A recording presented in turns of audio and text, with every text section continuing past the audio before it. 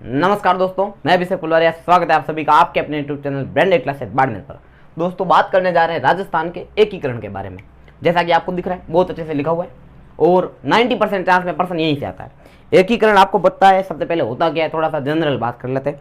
एकीकरण का मतलब यूँ था कि भाई राजस्थान पहले राजस्थान नहीं था, छोटे छोटे टुकड़ों में खंडों में विभक्त था, जिसमें रियासतें हुआ करती थी, सामंत हुआ करते थे, उन पर राज करते थे, जागीरदार थे, छोटे छोटे ठिकाने थे। उन रियासतों को जोड़ जोड़ कर एक बड़ा राज्य बनाना था। तो इस पूरी प्रक्रिया को अपन क्या बोलते हैं, एकीकरण कहते हैं। यानी छोटी छोटी रियासतों को, ठिकानों को जोड़कर एक बड़ा राज्य बनाना क्या कहलाता है, एकीकरण कहलाता है।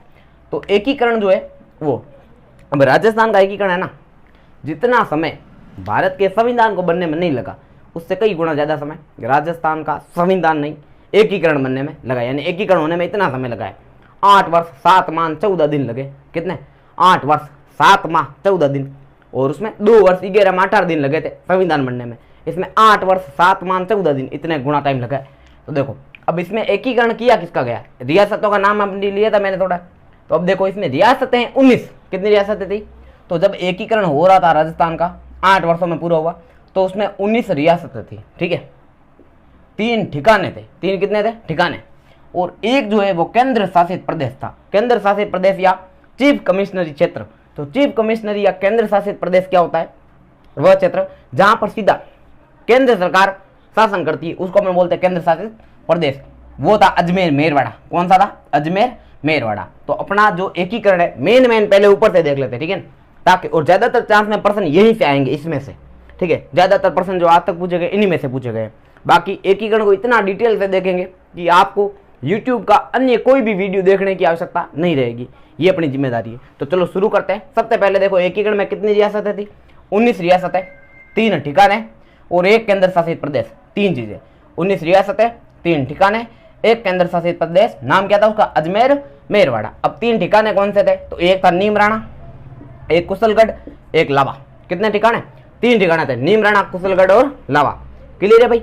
तो अब देखो, शुरुआत करते हैं। सबसे पहले एकीकरण 7 चरणों में पूरा होता। कितने चरणों में? राजस्थान का एकीकरण 8 वर्ष 7 माह 14 दिन और 7 चरणों में, फिफ्थ अच्छा अंग्रेजी में 7 बोलते हैं, 7 स्टेप में कंप्लीट हुआ था। अंग्रेजी कमजोर है भाई, ठीक है।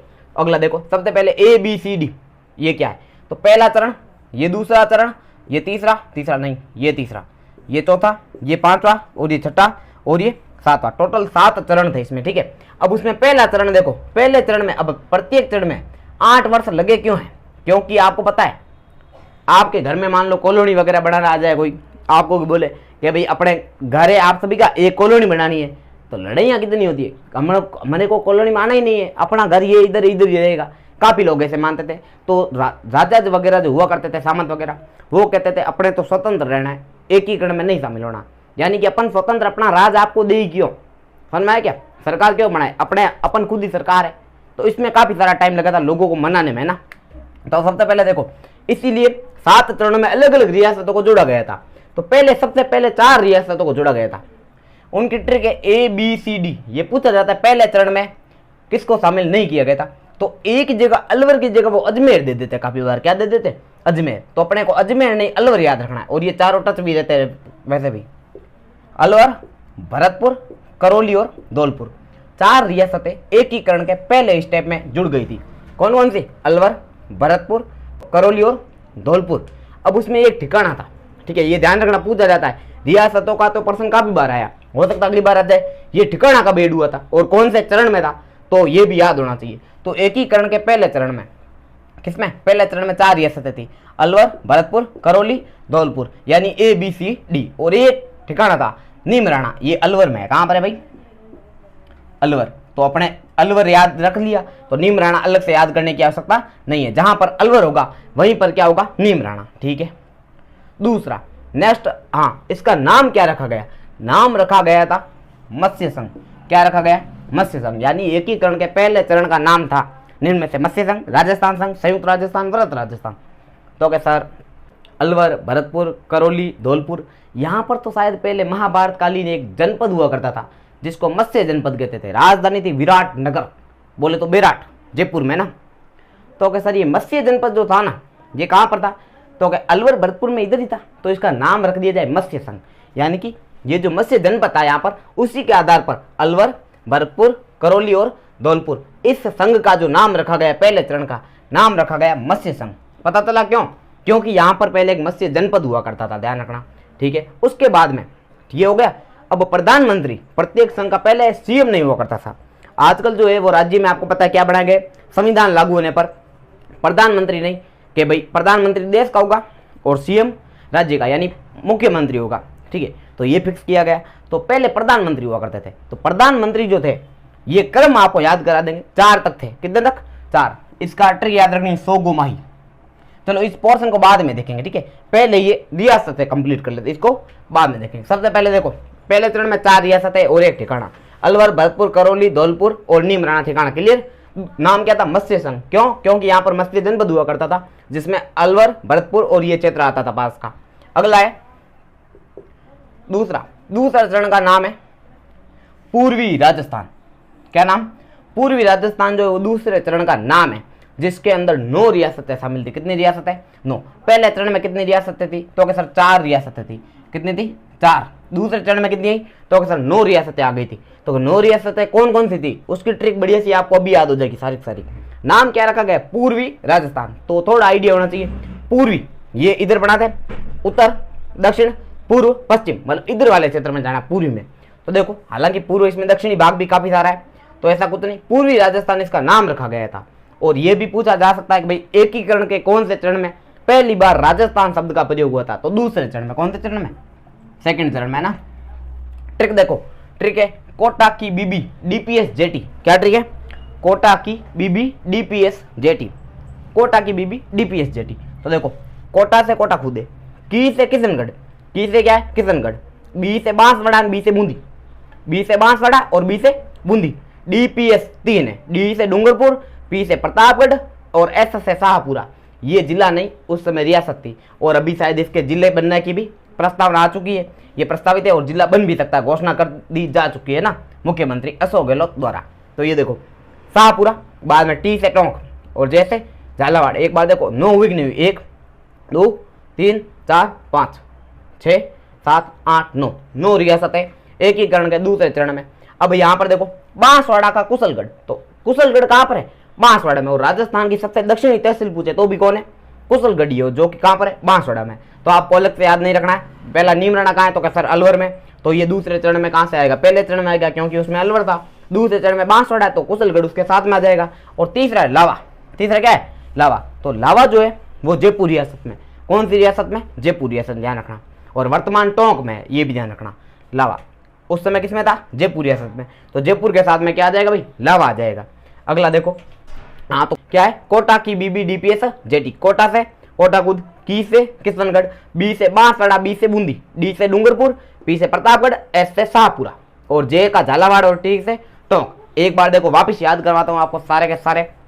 कोटा की बीबी डीपीएस जेटी। अब देखो कोटा से कोटा खुदे, बीबी कोटा की से किशनगढ़, कोटा, बाद में की से किशनगढ़, बीबी, बी से बांसवाड़ा, बी से बूंदी, ठीक है। कोटा की बीबी डीपीएस डूंगरपुर, प्रतापगढ़ और स से शाहपुरा। डूंगरपुर, प्रतापगढ़, शाहपुरा। डीपीएस जेटी, जे से झालावाड़ और टी से टोंक। क्लियर है भाई? ये ध्यान रखना। तो झालावाड़ और टोंक आ गया। अगला देखो नेक्स्ट आपके लिए सामने है, अच्छा इसका नाम बता दें, पूर्वी राजस्थानी, ध्यान रखना, या इसको पूर्वी राजस्थानी कहते हैं। अगला नेक्स्ट है तीसरा चरण। कौन सा चरण है? तीसरा। अब तीसरे चरण में क्या गया? देखो पहले सबसे 4 रियासतों को शामिल किया गया। कौन सी? ऊपर वाली, वो मतलब उधर पूर्वी वाली, अलवर, भरतपुर, करौली और धौलपुर। इसका नाम रखा गया मत्स्य संघ। दूसरे चरण में 9 रियासतें हैं। अब ये 4 अलग थी, 9 अलग ही। अब ये ना अलग अलग चल रहा था पहले तो, लेकिन जैसे तीसरा चरण है उसने कहा पहले जो 9 बनी हुई है ना, उसी के पास में ही तो पड़ता है उदयपुर। देखो किशनगढ़ आ गया, अजमेर का क्षेत्र, ये तो प्रतापगढ़, डूंगरपुर, बांसवाड़ा, डूंगरपुर के टच में ही तो है उदयपुर, तो पास में ही है, उदयपुर को ले लो साथ में। तो अगर 9 तो पहले थी, तीसरे चरण में एक रियासत और ले ली, नाम रखा गया उदयपुर। नाम तो पहले था उदयपुर, है ना। अब उदयपुर जो है वो कौन से चरण में है? तीसरे चरण में। तो तीसरा चरण इतना ही है। देखो तीसरे को थर्ड कैसे लिखोगे? थर्ड यूं लिखोगे, ये थर्ड, तो ऐसे ही क्या बन रहा है? ऊ हो गया उदयपुर। तो तीसरे चरण में याद रखना, तीसरे में 3 ऐसे लिखते हैं, तो उदय भी कैसे लिखते हैं? ऐसे लिखते हैं। तो ये याद रख लेना। तीसरे चरण में कौन सी रियासत को जोड़ा गया था? तो सर उदयपुर को। कौन सी रियासत? उदयपुर। सेकंड चरण पूरा प्लस में ले लिया उदयपुर, तो इसमें कितनी रियासतें हो जाएगी, 10 हो जाएगी, क्योंकि 9 पहले थी, 9 + 1 10। तो क्या अब इसको संयुक्त राजस्थान बोल देते हैं, पूर्वी राजस्थान, और ये क्या हो गया, संयुक्त राजस्थान। इसकी भी ट्रिक बताएंगे, सारा याद हो जाएगा, चिंता नहीं करनी है। अगला तो 9 + 1 10 रियासतें हो गई है। अब क्या चौथा चरण में क्या करते हैं, तो क्या 4 और ले लेते हैं ना। 4 कौन कौन सी, तो जे बी 4 रियासतें और ले ली गई। कौन से चरण में, एकीकरण के चौथे चरण में 4 रियासतें और, जे बी। तो क्या जे 3 जे तो बड़े बड़े जे है, जयपुर, जैसलमेर, जोधपुर, बड़े जे है ना तीनों के तीनों। और राजस्थान का मेन नेतृत्व तो यही जिले करते हैं, जोधपुर, जयपुर और जैसलमेर। हालांकि प्रत्येक जिला अपने आप में महत्वपूर्ण है, बहुत इंपॉर्टेंट है, सबका अलग अलग रोल है। तो जोधपुर है, जयपुर, बाद में जैसलमेर और बाद में बीकानेर। क्लियर है भाई। तो जे बी, तो ये बन गया चौथा चरण। नाम रखा गया बृहत्तर राजस्थान, या कहीं पे आपको ये भी लिखा हुआ मिल सकता है बृहद राजस्थान, बात वही है। तो बृहद राजस्थान कौन सा चरण था, चौथा चरण। तो पहले एक बार इतना रिवीजन करते हैं। पहला चरण मत्स्य संघ, दूसरा चरण पूर्वी राजस्थान, तीसरा चरण संयुक्त राजस्थान। तीसरे का नाम क्या था, संयुक्त जोड़ा क्या था, ऊ से उदयपुर। ठीक है, अच्छा यूं करना, ओके। अगला कौन सा है, चौथा। चौथे चरण में क्या जुड़ा गया, तो सर चौथे में क्या जुड़ा गया, पहले तीसरा चरण तो बताओ। तो तीसरे में 9 + 1 10 रियासतें थी, 4 और जोड़ी गई चौथे में। चौथा का मतलब 4 रियासत है, कौन कौन सी, जे बी 3 जे तो बड़े बड़े जे हैं, जैसलमेर, जोधपुर, जयपुर, और एक क्या है, बीकानेर, बी से हो गया बीकानेर। तो ये 4 रियासतें जोड़ी गई कौन सा चरण में, चौथे चरण में। क्लियर है भाई। ठीक है, बाद में आएगा 5वां चरण। कौन सा चरण, 5वां। ये सबसे इंपॉर्टेंट चरण है और पूछा जाता है कि मत्स्य संघ का राजस्थान में विलय कब हुआ। तो मत्स्य संघ जो है ये पहले बना तो दिया गया था, फर्स्ट स्टेप में मत्स्य संघ बना दिया। अब मत्स्य संघ को इन रियासतों में कब मिलाया, तो ये मिलाया गया था 5वें चरण में। 14 तो ये हो गई थी, एक और जोड़ दिया, मतलब 4 वो पहले संघ वाले जोड़ दिए, तब इसका नाम रखा गया बृहत्तर संयुक्त राजस्थान या बृहद संयुक्त राजस्थान।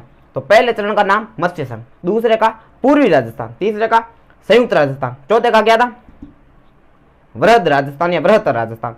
अब 5वें का नाम यूं किया कि बृहत्तर एक और जोड़िए तो नया संयुक्त, बृहत्तर संयुक्त राजस्थान। मतलब बृहत्तर तो है ही और 4 रियासतें और आ रही, तो संयुक्त करो फिर से, तो बृहत्तर संयुक्त राजस्थान। ये क्लियर है भाई सभी को। देखो सबसे पहले संयुक्त नाम 2 बार आएगा, तो एक तो सर तीसरे चरण में आ रहा है क्योंकि इसमें जोड़ा जा रहा है, एक इसमें जोड़ा जा रहा है, तो यहाँ पर वापिस संयुक्त आ रहा है। तो सबसे पहले देखो क्या था भाई, पहला चरण दूसरा चरण ये हो गया। चलो बृहत्तर संयुक्त राजस्थान कौन सा चरण है, 5वां चरण है। और ये ध्यान रखना मत्स्य संघ का विलय कब किया गया, तो ये किया गया 5वें चरण में। 14 + 4 बराबर हो गई 18 रियासत है। कितनी हो गई, 18। और लास्ट में एक ही रियासत जोड़ी गई थी छठे चरण में, नाम था सिरोही रियासत। कौन सी थी, सिरोही रियासत। और नाम रखा गया राजस्थान संघ। क्या रखा गया, राजस्थान संघ। और ये काम हुआ था 26 जनवरी 1950 को, यानी जिस दिन भारत का संविधान लागू हुआ था, तो इसी दिन राजस्थान संघ मतलब राजस्थान मेन बन गया था। मेन राजस्थान जो है वो इस दिन बना दिया गया था। और राजस्थान का औपचारिक रूप से नाम भी इसी दिन हुआ, विधिवत रूप से, यानी संविधान बनाया गया तो उसमें ये तो जरूर लिखा होगा कि ये राज्य होंगे, तो उसमें ये जब नाम लिखे गए तो राजस्थान नाम पूछा कि आपके नाम क्या रखना, तो राजस्थान रख दो, तो तब ये राजस्थान संघ इसका नाम पड़ा, या इसको खाली राजस्थान भी कहते हैं। ये यहाँ तक सारी रियासतें आ गई थी, 19 की 19 रियासतें कंबाइन हो गई। तो लास्ट रियासत कौन सी जुड़ी थी, सिरोही। ये भी पूछा जा सकता है कि राजस्थान संघ में कौन सी रियासत सबसे अंत में जुड़ी थी, तो क्या लिखोगे, सिरोही। 18 + 1 19। तो ये था पूरा पूरा आपका एकीकरण, इतनी सारी हो गई। तो क्या 7वां बाकी है ना, हाँ 7वां बाकी। यहाँ पर ये जो सिरोही जुड़ी है ना, इसमें थोड़ा सा पार्ट नहीं जुड़ा था, उसका नाम था अबू देलवाड़ा। अबू देलवाड़ा, सिरोही का अबू देलवाड़ा के अतिरिक्त सारा क्षेत्र जो है वो छठे चरण में जुड़ गया था। तो क्या ये अब जोड़ना पड़ेगा, हाँ बिल्कुल जोड़ना पड़ेगा 7वें चरण में। इसका नाम है वर्तमान राजस्थान। अब ये पूरा कंप्लीट राजस्थान अब बनेगा। तो राजस्थान तो पहले बन चुका था, छठे चरण में क्या बना था, राजस्थान या राजस्थान संघ। अब उसमें देखो तो क्या सर आपने एक केंद्र शासित प्रदेश बताया था, वो शायद आप भूल रहे हो, तो हाँ भूला नहीं, ये बाकी है। अजमेर मेरवाड़ा अभी जोड़ा जाएगा, ठीक है। प्लस में अबू देलवाड़ा जो सिरोही का भाग था वो भी अभी जोड़ा जाएगा उसके बाद में। तो ये 2 तो जोड़े गए। एक और चीज, मध्य प्रदेश नाम का एक राज्य होता है भारत में, वहां से एक भाग को उठा के सुनील टप्पा, क्या नाम था, सुनील टप्पा, उसको उठा के बेटा राजस्थान में चला जा, ठीक है। तो क्या हिस्सा बराबर होना चाहिए, एक सुनील टप्पा को भेजा है तो एक टप्पा इधर भी दो, तो क्या सिरोंज ले जा तू, क्या ले जा, सिरोंज। तो सुनील टप्पा को मध्य प्रदेश से झालावाड़ में ठोका गया, वहीं सिरोंज को झालावाड़ से मध्य प्रदेश में भेज दिया, यानी मध्य प्रदेश यहाँ पर झालावाड़ है। मध्य प्रदेश ने कहा ये ले बेटा सुनील टप्पा उधर गया, शिरोंजित आ गया, तो ये हो गया ट्रांसफर, इस प्रकार से। ठीक है, तो एक बार पूरा रिवीजन करता है आराम से। रिवीजन इंपॉर्टेंट है, पढ़ना उतना इंपॉर्टेंट नहीं जितना इंपॉर्टेंट क्या है रिवीजन है, क्योंकि बढ़ी हुई चीज याद तभी होगी जब आप उसका रिवीजन करोगे। और अभी रिवीजन कराता हूँ, 5 मिनट लगे तो लगे, आराम से। अगर आपको लग रहा है तो स्किप कर देना पहले, ठीक है, फटाफट जल्दी देखते हैं। ठीक है, 5 मिनट में रिवीजन कर लेते हैं। ये मिटाते हैं पूरा, ये जरूर याद होना चाहिए। कौन सा ठिकाना कब आया? मत्स्य संघ में पहले चरण में कौन सा आया था? नीमराणा, क्योंकि अलवर के साथ में, कुशलगढ़ बांसवाड़ा के साथ में, और लावा जयपुर के साथ में। वर्तमान में कहां पर है? टोंक में, ये ध्यान रखना। बाकी चरण बहुत सिंपल है। तो सबसे पहले मिटा के रिवीजन करें, चलो देखते हैं।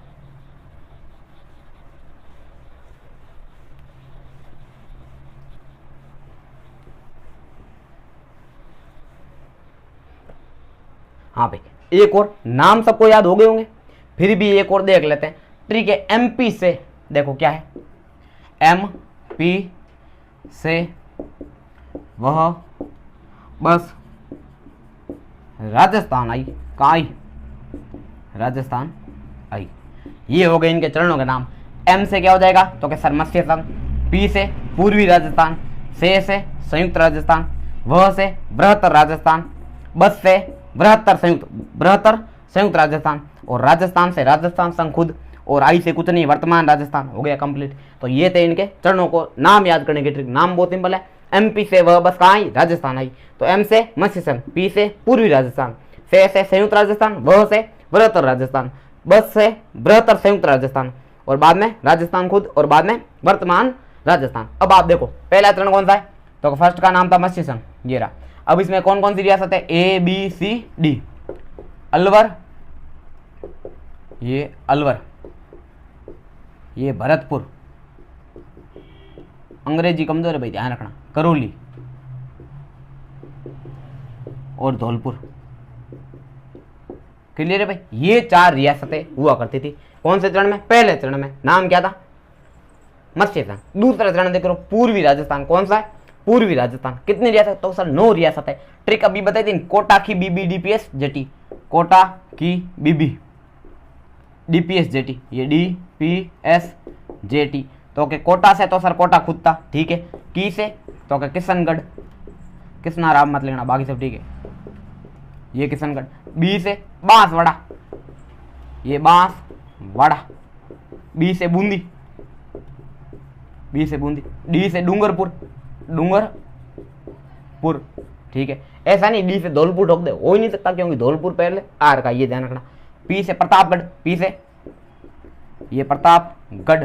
बाद में जे से झालावाड़, ये झालावाड़। और टी से टोंक, टी से टोंक। ये सबको क्लियर हो गए? अब देखो तो क्या सर ठिकाने कहाँ गए? तो देखो अलवर में कौन सा था? तो क्या सर नीम राणा, ये नीम राणा, ठीक है, अलवर का नीम राणा। और यहाँ पर झालावाड़ में एक बताया था अभी, झालावाड़ में बताया था ना, बांसवाड़ा में कौन सा? कुशलगढ़, ये कुशलगढ़ बांसवाड़ा, कुशलगढ़। क्लियर है? राइटिंग खराब है भी ध्यान रखना। और नेक्स्ट है कुशलगढ़ हो गए। ये था दूसरा चरण। कौन सा चरण था? दूसरा। तीसरा चरण देखो, तीसरा कौन सा था? तो सर तीसरे में देखो ये 9 तो हो गई थी, एक जोड़ी गई थी, बताए थे 3 ऐसे लिखते हैं। तो तीसरे में जोड़ेंगे क्या? तो सर उदयपुर जोड़ देंगे। क्या जोड़ देंगे?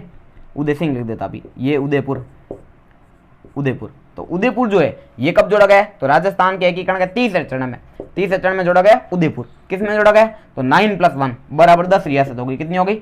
10। चौथे चरण में तो चौथे मतलब 4, चौथे मतलब क्या है? 4 जोड़ना है। तो 4 + 10 कितनी हो जाएगी? 14। तो ये 4 क्या है? तो जे जे जे बी, जे जे जे बी। तो जे का मतलब जैसलमेर, जे का मतलब जोधपुर, जे का मतलब जयपुर, जैसलमेर जोधपुर जयपुर, और बी का मतलब बीकानेर। तो ये हो गए थे 14 रियासत है। तो अब 14 हो गई है, तो वो 4 क्यों छोड़ रहे? 7 में ले आओ। तो 5वें चरण में, कौन से चरण में? ये 5वें में। ये 14 तो हो गई थी, प्लस में कौन सी लेके आ गई? स्टार्टिंग वाली 4, यानी मत्स्य संघ। कौन सा संघ? ये मत्स्य संघ। तो मत्स्य संघ जब जोड़ा गया तो रियासत हो गई 18। कितनी होगी? 18 हो गई। तो क्या सर अभी ये की कम है, क्यों छोड़ रहे हैं? वो भी ले लेते हैं। कौन सी? तो कैसे सिरोही बाकी सबसे अंत में। तो ये देखो ये छठे चरण में ये 18 प्लस सिरोही। तो क्या सिरोही में सर कुछ भाग छोड़ा था आपने पहली बार, तो आपको बताया था आबू देलवाड़ा के अतिरिक्त। सिरोही कौन सी? आबू देलवाड़ा के अतिरिक्त पूरी सिरोही इसमें आ गई थी। तो क्या हाँ, इसीलिए तो 7वां चरण बना है, वरना 7वां चरण होता ही क्यों? तो क्या 7वां चरण अभी बना दो, तो यहाँ पे बना देता हूँ। फिर आएगा 7वां चरण। कौन सा चरण? ये 7th। नाम क्या है भाई, तो नाम आपको याद है, MP से वो बस राजस्थान आई। अगला देखो नेक्स्ट है ये, हाँ तो 7वें में जोड़ेंगे क्या क्या वो याद रखना। तो ये 19 लिख देते सीधे, 19 हो गई थी यहाँ पर, ये 19 हो गई है ना। अब ये 19 रियासतें तो हो चुकी है, नाम इसका लिख सकते हो आप राजस्थान, क्योंकि राजस्थान नाम इस दिन बन गया था। अगला प्लस में आपको क्या क्या लिखना, एक तो अजमेर मेरवाड़ा केंद्र शासित प्रदेश बाकी, तो सबसे पहले लिख देते अजमेर मेरवाड़ा, ये अजमेर मेरवाड़ा ये है चीफ कमिश्नरी एरिया, ठीक है। उसके बाद में क्या जोड़ा है, तो ओके सर अभी आबू देलवाड़ा, हाँ वो बाकी रह गए, ये आबू देलवाड़ा, ये आबू देलवाड़ा, ठीक है, ये भी जोड़ दिया। तो सर टप्पे गुणा है, टप्पे, वो टप्पे कहाँ है, तो एक टप्पा किससे, सुनेल टप्पा, तो उसको भी जोड़ना है, ये सुनेल टप्पा, सुनेल टप्पा। तो ये कहाँ से टप्पा आया था, तो ओके सर MP से कहाँ था, झालावाड़ में, JH है ना, MP से झालावाड़ में। तो सर वापस हिसाब भी बराबर किया था, तो हाँ एक घटा दो, तो क्या घटाना, सिरोंज, क्या घटाना है, ये सिरोंज। इसको कहाँ से, ये JH झालावाड़ से, झालावाड़ टू MP, लो जी ये थे अपना राजस्थान के सारे चरण, और ज्यादातर प्रश्न इनमें से आ भी जाता है। अब डेट का प्रश्न तो आना ही आना, ये अभी रटा देंगे आसानी से, उंगलियों पे याद होगा, तो नाम में कोई दिक्कत नहीं है। अब आप देखो मत्स्य संघ, ये डेट ऐसे के ऐसे उंगलियों पे याद होगी, गारंटी है।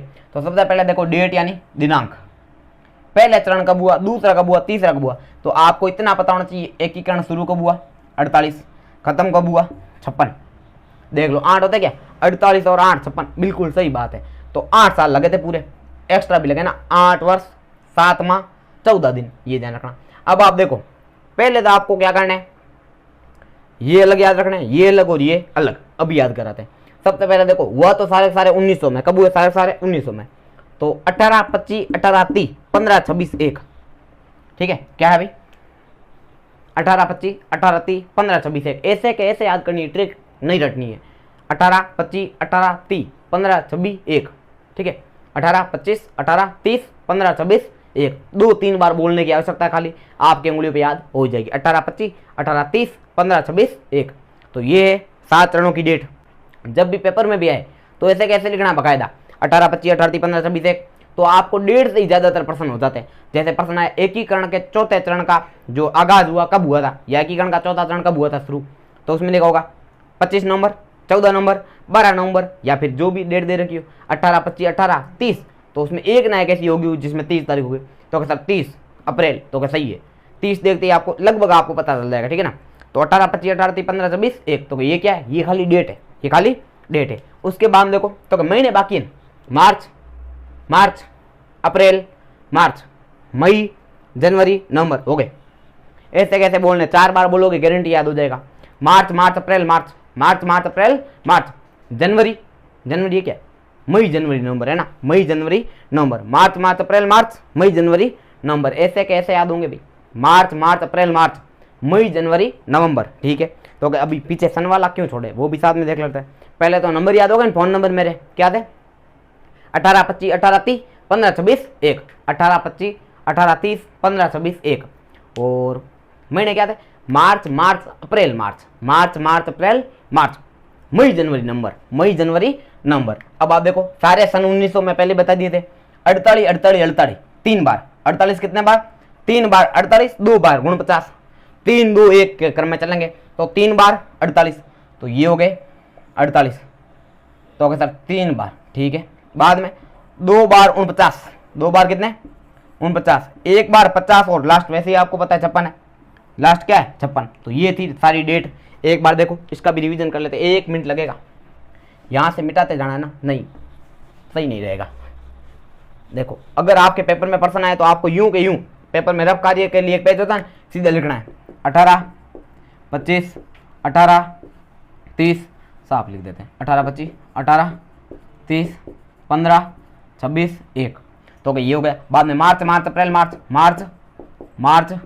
अप्रैल, ये मार्च मई जनवरी नवंबर, हो गया क्लियर। बाद में 3 बार तो 48 है, ये 48 2 बार 49, ये 2 बार 49 या 49, 1 बार 50, और लास्ट है 56, हो गए। ये सारा एकीकरण की सारी डेट हो गई नहीं याद, 2 बार और बोलना, और एग्जाम के 1 दिन पहले वीडियो जरूर देख लेना, याद हो जाएगा। अगला नेक्स्ट है प्रधानमंत्री हुआ करते थे, अभी आपको बताया था, इसकी भी ट्रिक याद रखनी है। ट्रिक है सो गो माही। क्या ट्रिक है? सो गो माही। माही जो था बेचारा सो गया, सो गो माही है ना, सो गो माही। देखो ये ट्रिक है सो गो माही। तो क्या सो से सोबाराम कुमावत कौन है? सो से सोबाराम कुमावत। क्लियर है भाई? अगला गो से, गो से क्या होगा? गोकुल लाल असावा। ये गोकुल लाल ये असावा। बाद मां से माणिक्य लाल वर्मा। क्या नाम है? ये माणिक्य लाल वर्मा। ठीक है। और हीरा से, हीरा से तो आपको ही से तो याद रखने की जरूरत ही नहीं, यूं याद है हीरा लाल शास्त्री। तो इससे क्या हो जाएगा? हीरा लाल शास्त्री। ये हीरा लाल शास्त्री। अब कोई बोलो याद नहीं हो तो याद कैसे नहीं होगा? उंगलियों पे याद होगा। सोगो माई। ये 4 तक ही क्यों लिखे भाई? आगे क्यों नहीं? आगे समान रहेगा। तो देखो 4 चरण तक तो सोबाराम कुमावत, गोकुल लाल असावा, माणिकलाल वर्मा, हीरालाल शास्त्री। क्लियर है? उसके बाद में 5वें चरण में ये Hiralal Shastri same to same रहते हैं। और जब छठा चरण आता, कौन सा चरण? छठा चरण। तो उस समय इनको मुख्यमंत्री बना दिया जाता है। तो ऐसा क्यों? क्योंकि 26 जनवरी 1950 को भारत का संविधान लागू होता है और उस दिन ये भी फिक्स कर दिया कि राज्यों में क्या होगा? मुख्यमंत्री होगा और देश के अंदर क्या होगा? तो प्रधानमंत्री होगा। तो यहाँ पर प्रधानमंत्री जच नहीं रहा, यहाँ पे किया गया था इसको सीएम किए थे, बाद में ये सीएम बन गए थे। कौन? हीरालाल शास्त्री ही रहे थे। तो आपको 4 तक याद रखना है, बाकी सभी में कॉमन है। कौन थे? हीरालाल शास्त्री। लेकिन यहाँ पर सीएम बन गए थे, ये ध्यान रखना।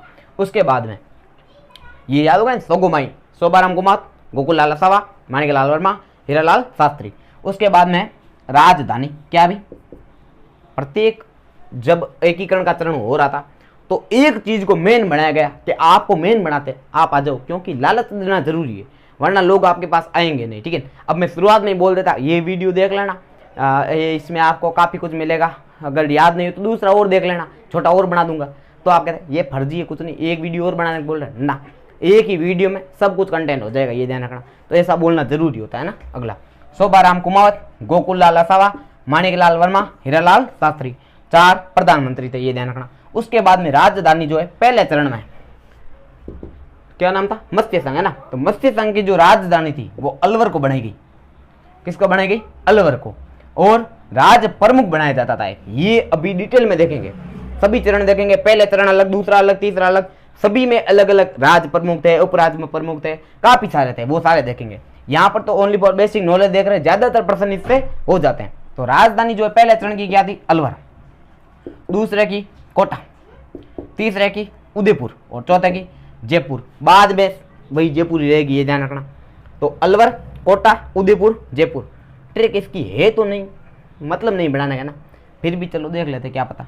ए से अलवर, बाद में कोटा, उदयपुर, जयपुर। नहीं नहीं नहीं याद रखनी, अपने सीधे याद होना चाहिए। पहले चरण में अलवर, अलवर को क्या बनाया था? राजधानी। तो धौलपुर वाले नाराज होंगे नहीं होंगे? वो क्या राजधानी उसको बनाया, तो राज प्रमुख हम बनेंगे। तो धौलपुर के जो उदयभान सिंह थे, कौन थे? उदयभान सिंह, उनको बनाया था। क्या बनाया था? तो सर राज प्रमुख। आप क्यों चिंता कर रहे हो यूं ही कि अलवर वालों को राजधानी बना दिया, हमें कुछ नहीं मिला? अरे आप राज प्रमुख हो, आप यो मैन। तो अगला नेक्स्ट है कोटा। दूसरे चरण की राजधानी किसको बनाएगी? कोटा। यानी 9 रियासत थी, सबसे बड़ा कोटा का भीम सिंह था। कोटा के महाराज कौन थे? भीम सिंह। उन्होंने बोला राज प्रमुख भी अपन बनेगा और राजधानी भी यही रहेगी। तो क्या नहीं, ऐसा चलेगा नहीं, अपने आना ही नहीं है, जाओ निकलो। तो ये बात है। तो इसलिए कोटा का भीम सिंह तो थे, कोटा के कौन थे? महाराव भीम सिंह। वही क्या बने? राज प्रमुख, और राजधानी भी क्या बनाई? कोटा। इतनी पावरफुल आदमी हुआ करते थे। अगला नेक्स्ट है उदयपुर। अगले चरण में जब उदयपुर के पास गए, उदयपुर के महाराणा थे भोपाल सिंह। उन्होंने बोला यूं कोटा वालों को राजधानी दे दी, राज प्रमुख भी उनको बना दिया, अपने विलय नहीं करना है। तो नहीं, विलय तो करना पड़ेगा साहब, ऐसे मत करो, राजस्थान बनाना है। आप ही की डिमांड थी, एक संघ आपने बनाया था कि भाई लोगों को इकट्ठा किया जाए, रियासतों को जोड़ा जाए। तो उसी क्रम में आपके पास आए, तो बना देंगे। क्या है? राजधानी उदयपुर रहेगी, और तो और क्या, राज प्रमुख भी अपन ही रहेगा, बात खत्म। तो महाराणा जो भोपाल सिंह थे, कौन थे? महाराणा भोपाल सिंह। और ऐसा कहा भी जाता है भी कि भाई ये महाराणा भोपाल सिंह जो थे एकीकरण के समय एकमात्र अपाहिज व्यक्ति थे। ठीक है। और देखो ताकत, देखो राजधानी भी इन्होंने बनाई और राज प्रमुख भी यही रहे। तो राजधानी बनेगी उदयपुर। तो कैसा है क्या उदयपुर? तो उदयपुर मेवाड़ है, मेवाड़। मेवाड़ का इतिहास पढ़ना, पता चल जाएगा क्या है। तो हाँ सर पढ़ा हुआ है वो तो कुछ नहीं। तो ठीक है। तो उदयपुर को राजधानी बना दो और उदयपुर को क्या बना दो, उदयपुर के महाराणा भूपाल सिंह को क्या बना दिया, राज प्रमुख। तो पहले चरण में 4 रियासतें थी, अलवर, भरतपुर, करौली, धौलपुर। पहले चरण में अलवर वालों को क्या बनाया गया था, तो सर अलवर को राजधानी बनाई गई थी, तो धौलपुर वाले उदयभान सिंह जी को क्या बनाया, राज प्रमुख बनाया। बाद में दूसरे चरण में इतनी सारी रियासत, लेकिन कोटा के भीम सिंह में भीम जैसा पावर था, तो उन्होंने बोला हम तो भीम सिंह है, राजधानी भी यही रहेगी कोटा, और क्या बनेगा, राज प्रमुख भी मैं ही बनूंगा, ठीक है। बाद में उदयपुर जब गए तो मेवाड़ का इतिहास के आगे कोटा फेल हो जाता है, तो कहे सर कुछ नहीं, आप राजधानी आप बना लो उदयभान सिंह जी की, उदयभान सिंह क्या भूपाल सिंह, और उदयपुर राजधानी भी रहेगी और आप बन जाना राज प्रमुख। तो ये उदयपुर में राजधानी भी बन गई और महाराणा भूपाल सिंह क्या बन गए, राज प्रमुख भी बन गए, वो भी उदयपुर से थे। अगला बाद में गए जयपुर में, कहां पर, जो चौथा चरण जब आया, चौथे चरण में आपको बताया जे बी, जयपुर, जैसलमेर, जोधपुर और हो गए 3 और बीकानेर। तो अब जयपुर वालों के पास जब गए उन्होंने बोला राजधानी अपने हाथों में होगी। कौन थे, तो क्या सवाई मानसिंह द्वितीय, मान सिंह द्वितीय थे ना, सवाई मान सिंह द्वितीय। तो क्या ऐसा क्या करें, आपको राजधानी क्यों बनाए, कोई रीजन होना चाहिए। तो क्या पानी पानी है, आज ब्लू है पानी पानी, तो क्या ऐसा क्या है, तो हमारे पास पानी फुल है आप। और उस समय आपको पता है जल बहुत इंपॉर्टेंट चीज हुआ करती थी, आजकल तो काफी सारा वेस्ट भी हो रहा है, नहीं करना चाहिए, लेकिन उस समय जल है ना, भीषण अकाल पड़ते थे, जल नहीं मिलता था, तो उस समय सूखा पड़ता था। तो उस समय जो है मान सिंह जी ने क्या क्या, पानी पानी, ठीक है। तो कहा सर पानी की बहुत कमी है, आपके पास पानी की ज़्यादा जो है भंडार है, तो उसको देखते हुए, तो पानी की समस्या को है ना ध्यान में रखते हुए जयपुर को क्या बनाया गया था, राजधानी बनाया गया था। सवाई मान सिंह ये भी आजीवन बन गए थे, और इस समय राज प्रमुख जो है वो पद किसको दिया गया, तो ये दे दिया गया था किसको, सवाई मान सिंह सेकंड को, आजीवन राज प्रमुख। तो भोपाल सिंह आपको पता है दिक्कत है वो के, अपन ने मेवाड़ जैसा राज्य आपको सौंपा है, आप हमको राज प्रमुख से हटाओगे, तो ना आपको महाराज प्रमुख बना देंगे, वो आगे देखेंगे थोड़ी देर में ना, सब डिटेल में देखेंगे, अभी तो खाली नॉलेज ले रहे हैं थोड़ा बहुत है ना। तो जयपुर को क्या बनाया गया, राजधानी, पानी की समस्या के कारण, और सवाई मान सिंह जी के क्या बन गए भाई, आजीवन के लिए राज प्रमुख। तो राजस्थान के एकमात्र आजीवन के लिए किसको राज प्रमुख बनाया गया, तो सवाई मान सिंह सेकंड को। उसके बाद में ये लगातार सेम रहते हैं, ये सेम रहते और ये सेम, यानी 5 और छोटे चरण में इनमें कोई बदलाव नहीं आता, सभी पद क्या रहते हैं, सेम ही रहते हैं। उसके बाद में जब 26 जनवरी 1950 आता है, तो फिर उसमें हीरालाल शास्त्री क्या बन जाता है, सीएम बन जाता है, और सवाई मान सिंह ये तो वही रहते हैं ना। लेकिन जब 1 नवंबर 1956 को अपना एकीकरण कंप्लीट होता है, तो उस दिन एक 7वां संविधान संशोधन 1956 पारित किया जाता है। 7वां संविधान संशोधन, उसके तहत कहा जाता है कि राज्यों में राज प्रमुख का पद नहीं होगा, राज्यपाल पद का सृजन किया जाएगा। और उसी वक्त यहाँ पर श्री गुरुमुख निहाल सिंह जी को राजस्थान का पहला राज्यपाल बनाया गया था, एकीकरण के 7वें चरण में, ये ध्यान रखना। और ये राज प्रमुख महाराज प्रमुख सभी फ्री, ये था एकीकरण राजस्थान का। और ये हमने खाली ऊपर से पढ़ा है, अभी जितना पढ़ा है उतना का उतना और है, उससे भी एक्स्ट्रा है, लेकिन ज़्यादातर पर्सन जो है ना यहाँ से आते हैं, डेट वगैरह से, प्रधानमंत्री से, राजधानी से और राज प्रमुख से, इसीलिए ऊपर से देख लिया। अब प्रत्येक चरण की विस्तृत चर्चा करेंगे, एक बार इनका रिवीजन कर ही लेते हैं, 2 मिनट लगेंगे। ये तो सारे याद है, 18, 25, 18, 30, 15, 26, 1, 18, 25, 18, 30, 15, 26, 1, और मार्च, अप्रैल, मार्च, अप्रैल, मार्च, मई, जनवरी, नवंबर, क्लियर है। उसके बाद में 48, 49, 50, 56, क्लियर है। और 100 माही, सोपाराम कुमावत, गोकुललाल असावा, माणिकलाल वर्मा और हीरालाल शास्त्री, तो ये भी याद है। अब राजधानी, पहले में आपको सारी रियासतें दिमाग में लेनी है। तो पहले में अलवर को बनाया गया था, तो धौलपुर के महाराजा को क्या बना दिया, राज प्रमुख। उसके बाद दूसरे में तो सर 9 रियासत थी, 9 में कोटा की बीबी, शुरुआत में कोटा आ रहा है क्योंकि कोटा में भीम सिंह हुआ करते थे, भीम जैसी पावर वाले, तो उस समय कोटा को क्या बना दिया, राजधानी, और कोटा के भीम सिंह को क्या बनाया, राज प्रमुख। उसके बाद में तीसरे चरण में सर 3 ऐसे लिखते हैं, तो तीसरे में आएगा, मतलब उदयपुर। तो उदयपुर में तो राजधानी यही बनेंगे, और भूपाल सिंह जी को क्या बना देंगे, राज प्रमुख। बाद में कहाँ जाएंगे, तो सर चौथे चरण में जे बी, ये जे बी, जयपुर, जोधपुर, जैसलमेर और बीकानेर। तो जयपुर नाम सुना नहीं क्या, तो कहा जयपुर। पानी की समस्या को नजाकत में रखते हुए, ध्यान में रखते हुए क्या कर दिया, जयपुर को राजधानी और सवाई मान सिंह सेकंड को आजीवन राज प्रमुख बनाया और इनको महाराज प्रमुख बना दिया था। इनसे उनको यूं कहा, आप चिंता क्यों कर, राज प्रमुख उनको बनाए, आपको महाराज प्रमुख बनाएंगे, तो डोंट वरी, ठीक है। फिर ये भी राज्य हो गए, ये भी राज्य हो गए। उसके बाद में 7वें चरण में यहाँ पर राज्यपाल कौन बने, तो गुरुमुख निहाल सिंह, ठीक है। बाद में और राजधानी जयपुर ही रही, अभी भी जयपुर है। अब कौन सी है, जयपुर उत्तर है दक्षिण है, सोचना पड़ेगा ना, वो अपने आप डिसाइड हो जाएगा, जयपुर की राजधानी रहेगी। अगला और नेक्स्ट है ये सीएम, सीएम वही रहते हैं हीरालाल शास्त्री। तो ये एकीकरण हमने थोड़ा पढ़ा है, थोड़ा और पढ़ेंगे आगे, सभी की विस्तृत व्याख्या करेंगे। वीडियो पूरा देखना, यूट्यूब का कोई दूसरा वीडियो देखने की आवश्यकता नहीं पड़ेगी। जय हिंद। हाँ तो दोस्तों अभी तक हमने एकीकरण के 7 चरणों के नाम याद कर लिए, प्लस में उनमें आने वाली सारी रियासतें याद कर ली, उनकी स्थापना यानी कब उन चरणों की स्थापना हुई वो सारे याद कर लिए, और प्लस में हमने उनके जो चरण के राज प्रमुख वगैरह थे, प्रधानमंत्री थे, वो भी हमने देखे। तो उसी क्रम में आगे बढ़ रहे, अब अपन डिटेल में पढ़ते हैं एकीकरण को। तो एकीकरण कैसे हुआ पूरा डिटेल में देखेंगे। तो सबसे पहले देखो राजस्थान का जो एकीकरण है वो टाइम तो आपको बता रखा, 8 वर्ष 7 माह और 14 दिन का समय लगा है। राजस्थान के एकीकरण में कितना, 8 वर्ष 7 माह और 14 दिन का समय लगा है। बाद में अब एकीकरण की शुरुआत कैसे हुई, नींव कैसे पड़ी, वहां से देखते हैं। तो सबसे पहले 1935 में एक अधिनियम आता है जिसका नाम होता है भारत शासन अधिनियम। क्या नाम था, भारत शासन अधिनियम 1935। उसमें कहा गया कि भाई देशी रियासत जो है उनको क्या करेंगे, जोड़ेंगे और एक अखिल भारतीय संघ में विलय करेंगे। क्या करेंगे, अखिल भारतीय संघ में विलय करेंगे। तो ये हुआ क्यों नहीं है ना, रियासत इसमें क्यों नहीं जुड़ी। तो इन्होंने कहा था कि 1935 में हम एक अधिनियम लेकर आए हैं जिसका नाम है भारत शासन अधिनियम। क्या नाम था, भारत शासन अधिनियम। तो इसकी खासियत क्या है, तो कि साहब आप इसमें चाहो, राज्यों को कहा गया कि आप चाहो तो इसके अंदर शामिल हो सकते हो, चाहो तो नहीं हो सकते हो। तो कुछ नहीं, अपन नहीं होंगे। तो क्यों, हमारी मर्जी, आपने बोला ना आप चाहो तो आ सकते हो, चाहो तो नहीं आओ, आपकी इच्छा। तो अपन को जच नहीं रही है तो अपन नहीं आएंगे। तो ये जो है भारत शासन अधिनियम 1935, ये जो है देशी रियासतों को जोड़ने के लिए बनाया गया था और अखिल भारतीय संघ में विलय किया जाना था उसका। लेकिन राजाओं की क्या रही भाई, इसके प्रति अरुचि रही, यानी राजा कोई भी राजी नहीं था अपनी रियासत को सौंपे है ना, इसलिए। अगला बाद में 1939 में एक गवर्नर जनरल थे जिनका नाम था लॉर्ड लिनलिथगो। क्या नाम था, लॉर्ड लिनलिथगो। तो उन्होंने भी रियासतों के विलय की बात कही थी। उन्होंने भी कहा हाँ भाई रियासतों को जोड़ना चाहिए, ठीक है। बाद में जून 1946 में, कब, जून 1946, मेवाड़ के एक महाराणा हुआ करते थे भूपाल सिंह। क्या नाम था, भूपाल सिंह। कहाँ के थे, मेवाड़ के। उन्होंने क्या कहा कि भाई आसपास के रियासतों को जोड़कर एक अपना संघ बनाओ, दबदबा रहना चाहिए अपना, अपना जो राज है वो यूं ही रहना चाहिए, अपन स्वतंत्र रहेंगे।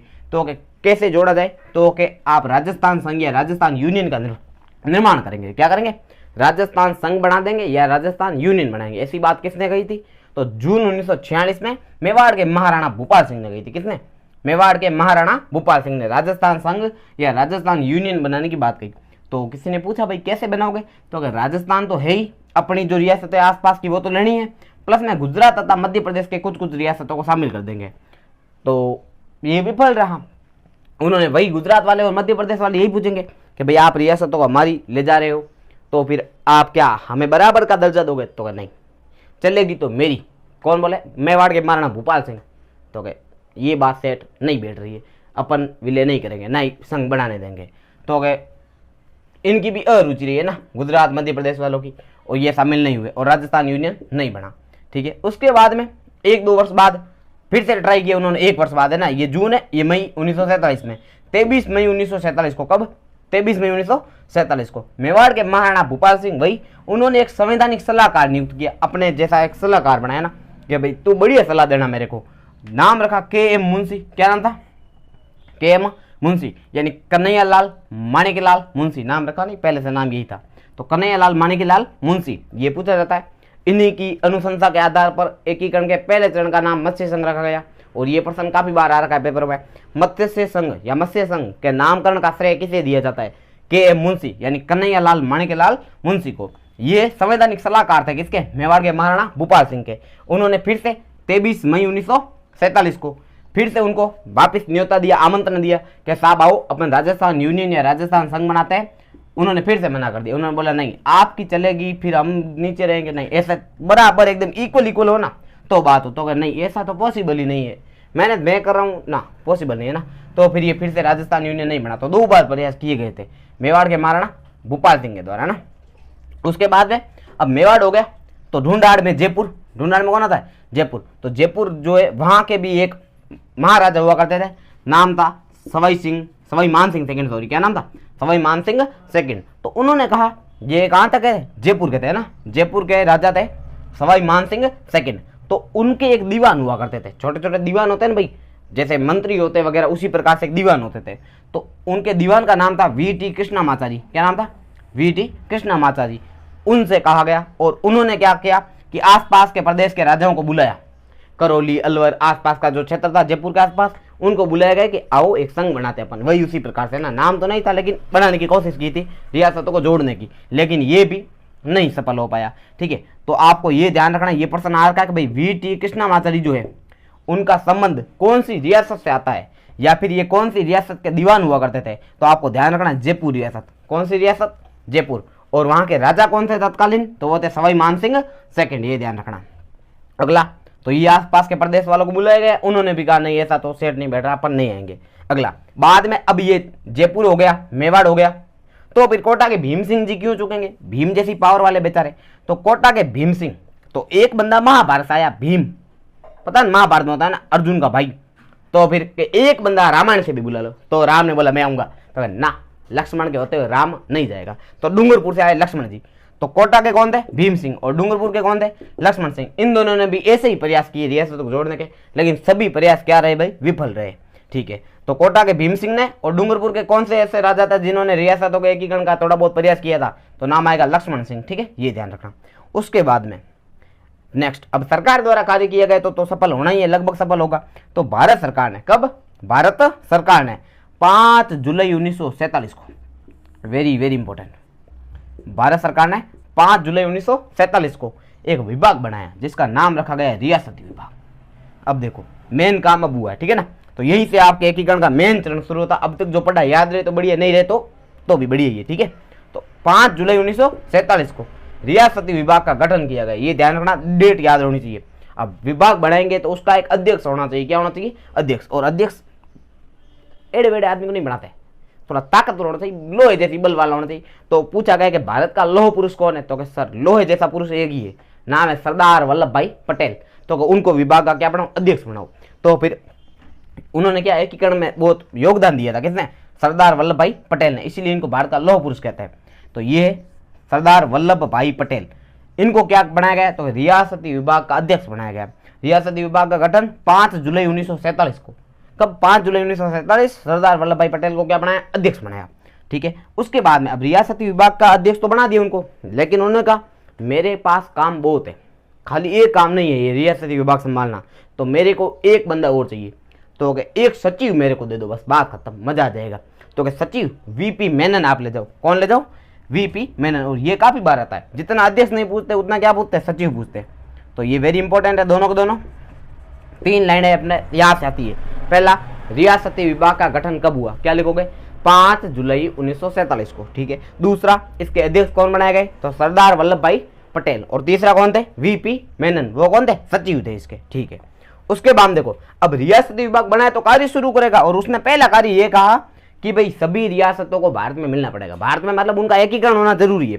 तो एकीकरण करोगे तो कुछ ऐसे कहते थे कि भाई हम तो स्वतंत्र रहेंगे, हमारा अपना दबदबा है, तो कि अपन एक डिसाइड कर देंगे कि ये जो कंडीशन आप पालन करते हो तो आप स्वतंत्र रह पाओगे, वरना नहीं। ठीक है, तो उन्होंने कहा कि भाई क्या कंडीशन होनी चाहिए?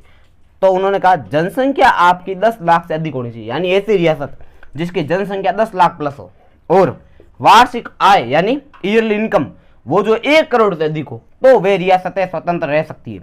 यानी कि रियासती विभाग द्वारा रियासतों की स्वतंत्रता के लिए 2 शर्तें डिसाइड की गई। पहली थी जनसंख्या 10 लाख से अधिक होनी चाहिए, और दूसरी वार्षिक आय 1 करोड़ से अधिक होनी चाहिए। अब इसको जो है राजस्थान की 4 रियासतें ही पालन करती थी, यानी कि 4 रियासतें ऐसी थी जो स्वतंत्र रह सकती थी, बाकी सभी को विलय होना जरूरी था, ये रियासती विभाग ने कहा। तो वो 4 रियासतें, 3 तो पुर थे, जयपुर, जोधपुर, उदयपुर। 3 पुर मैंने एक ही है, एक है जयपुर, बाद में जोधपुर, बाद में उदयपुर। तो ये 3 तो पुर आ गए, और एक है बीकानेर। ठीक है, तो ये 4 रियासतें थी, जयपुर, जोधपुर, उदयपुर, बीकानेर। इन 4 रियासतों के पास में ये शर्तें पालन हो रही थी, 10 लाख प्लस जनसंख्या और 1 करोड़ प्लस वार्षिक इनकम। ठीक है, उसके बाद में एक गवर्नर जनरल थे, नाम था लॉर्ड माउंटबेटन। क्या नाम था? Lord Mountbatten. भारत की आज़ादी का जो जिम्मा था, भारत को आज़ाद करना था, अंग्रेज छोड़कर जा रहे थे, तो उन्होंने जो है भारत को आज़ाद करने का जिम्मा इनको दिया था कि भाई लॉर्ड माउंटबेटन आप जो चाहो वो करो और इनको आज़ाद करो, जल्दी से फ्री करो इनको। ठीक है, तो लॉर्ड माउंटबेटन ने कहा कि 2 देश होंगे। कितने देश होंगे? 2। जब आजाद हो रहा था भारत वगैरह, तो उन्होंने कहा एक देश होगा भारत, एक देश होगा पाकिस्तान। क्या होगा? पाकिस्तान। तो अगर रियासत है तो कि भाई रियासतों को स्वतंत्रता होगी। क्या होगी? स्वतंत्रता। कि भाई वो चाहे तो भारत में जाए, चाहे तो पाकिस्तान में जाए। तो रियासतों को स्वतंत्रता दी गई, भारत में जाओ या पाकिस्तान में जाओ, और देश होंगे 2। ये बात कही थी लॉर्ड माउंटबेटन ने।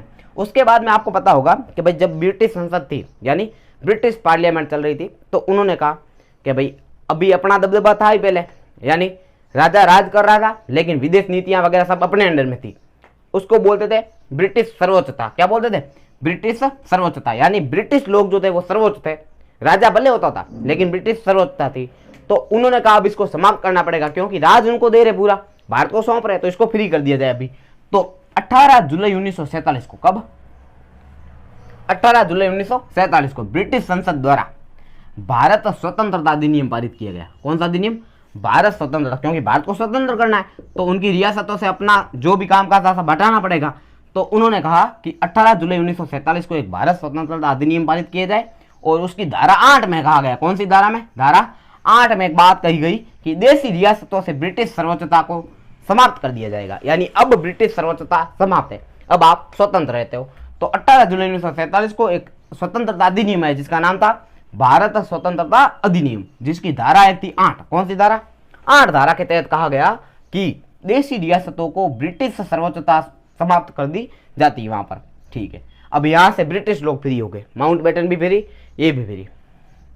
उसके बाद में अब 2 प्रांत तो बन गए, 2 देश बन गए, भारत भी बन गया और पाकिस्तान भी बन गया। और धारा 8 के तहत ये भी बता दिया कि अब रियासतों पर ब्रिटिश सर्वोच्चता नहीं होगी। लेकिन अभी भी रियासतें भारत में भी जा सकती है और पाकिस्तान में भी जा सकती है। तो भारत वाले क्या चाहेंगे? रियासतें अपने पास रहे। तो रियासतों के भारत संघ में विलय हेतु, कौन से संघ में? भारत संघ में विलय हेतु एक विलय पत्र जारी किया गया। क्या जारी किया गया? एक विलय पत्र जारी किया गया। यानी ये एक विलय पत्र है, अगर आप इस पर हस्ताक्षर कर देते हो तो आप भारत में, वरना पाकिस्तान में। तो रियासतों के भारत संघ में विलय हेतु क्या जारी किया गया? एक विलय पत्र जारी किया गया। अब ये पूछा जाता है सबसे पहले हस्ताक्षर किसने किए और सबसे बाद में किसने किए? तो भारत संघ में विलय सबसे पहले कौन होना चाहता है? तो वो थे बीकानेर के महाराजा शार्दुल सिंह।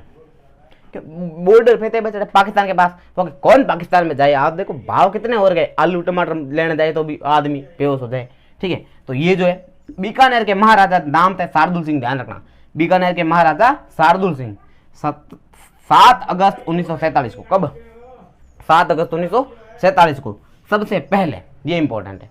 तो भारत संघ में मिलने हेतु सबसे पहले हस्ताक्षर किसने किए? तो क्या सर बीकानेर के महाराजा शार्दुल सिंह ने। कब किए? 7 अगस्त 1947 को किए। ठीक है, उसके बाद में तो बीकानेर इधर है तो उधर धौलपुर है। तो सबसे पहले आपने कर दी पाकिस्तान के पास में, आपको डर ज्यादा था, मेरे को डर थोड़ा कम है, मैं सबसे एंड में करूंगा। तो सबसे एंड में किए धौलपुर ने। आप हटो है ना भाई यहाँ से। हाँ, अगला। तो सबसे अंत में धौलपुर के महाराजा उदयभान सिंह ने 14 अगस्त 1947 को हस्ताक्षर किए। तो आपको इतनी चीज पता होनी चाहिए कि भाई रियासतों के भारत में मिलाने हेतु क्या बनाया? विलय पत्र बनाया गया।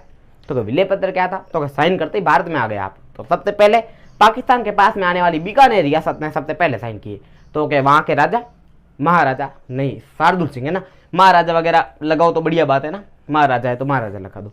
महाराणा जो है वो ध्यान रखना, उदयपुर रियासत लगानी है या मेवाड़ रियासत। मेवाड़ के जो राजा हुआ करते थे वो महाराणा लगाते थे।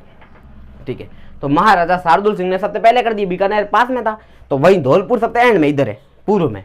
तो धौलपुर के जो महाराजा थे उदयभान सिंह, उन्होंने सबसे अंत में साइन किए थे, ये ध्यान रखना। ठीक है, इन्होंने किए थे 7 तारीख को, इन्होंने किए थे 14 तारीख को, क्योंकि 15 को तो आजाद करना है भारत को। ठीक है, तो ये रियासतों का विलय हो गया सारी सारी।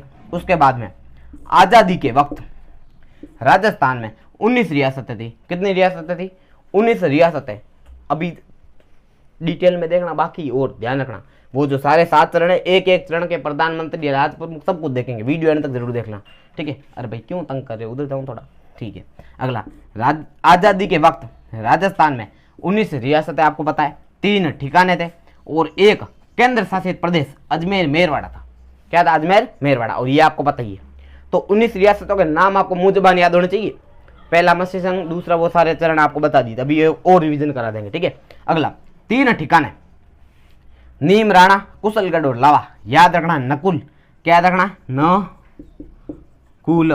तो न से नीम राणा, कु से कुशलगढ़, ला से लावा, याद हो गए, नीमराणा, कुशलगढ़, लावा, 3 ठिकाने हुआ करते थे। और एक केंद्र शासित प्रदेश यानी ऐसा प्रदेश जिस पर सीधा केंद्र का शासन हो तो उसको बोलेंगे केंद्र शासित प्रदेश। अजमेर मेरवाड़ा, क्या नाम था, अजमेर मेरवाड़ा। और इंपॉर्टेंट चीज है ये जो है वो सी श्रेणी में आता था। जब राजस्थान मतलब भारत आजाद नहीं हुआ था तो उस समय कुछ श्रेणियां बनी हुई थी, बी श्रेणी, सी श्रेणी। तो जो राज्य थे वो सारे राज्य किस में आते थे, बी श्रेणी में। किस में आते थे, बी श्रेणी में। लेकिन जो केंद्र शासित प्रदेश थे उनको सी श्रेणी में रखा गया, चीफ कमिश्नरी है ना, तो सी से चीफ हो जाएगा, ध्यान रखना। तो ये जो है अजमेर मेरवाड़ा कौन सी श्रेणी में आता था पूछा जा चुका है, तो याद रखना सी श्रेणी में, ठीक है, या तृतीय श्रेणी कह सकते हो। जबकि राजस्थान जो है वो बी श्रेणी में आता था, राज्य बी श्रेणी में, ठीक है। उसके बाद में अब यहाँ पर केंद्र शासित प्रदेश है तो यहाँ पर अजमेर मेरवाड़ा की खुद की एक अलग से विधानसभा होती थी, पर्सनल विधानसभा थी अजमेर मेरवाड़ा की, उसका नाम था धारासभा। क्या नाम था, धारासभा। तो अजमेर मेरवाड़ा में स्थापित विधानसभा जो कि अजमेर मेरवाड़ा का एक पर्सनल थी, उसका नाम क्या था, तो क्या सर धारासभा था। सदस्य कितने थे, तो 30 थे। कितने सदस्य थे, 30।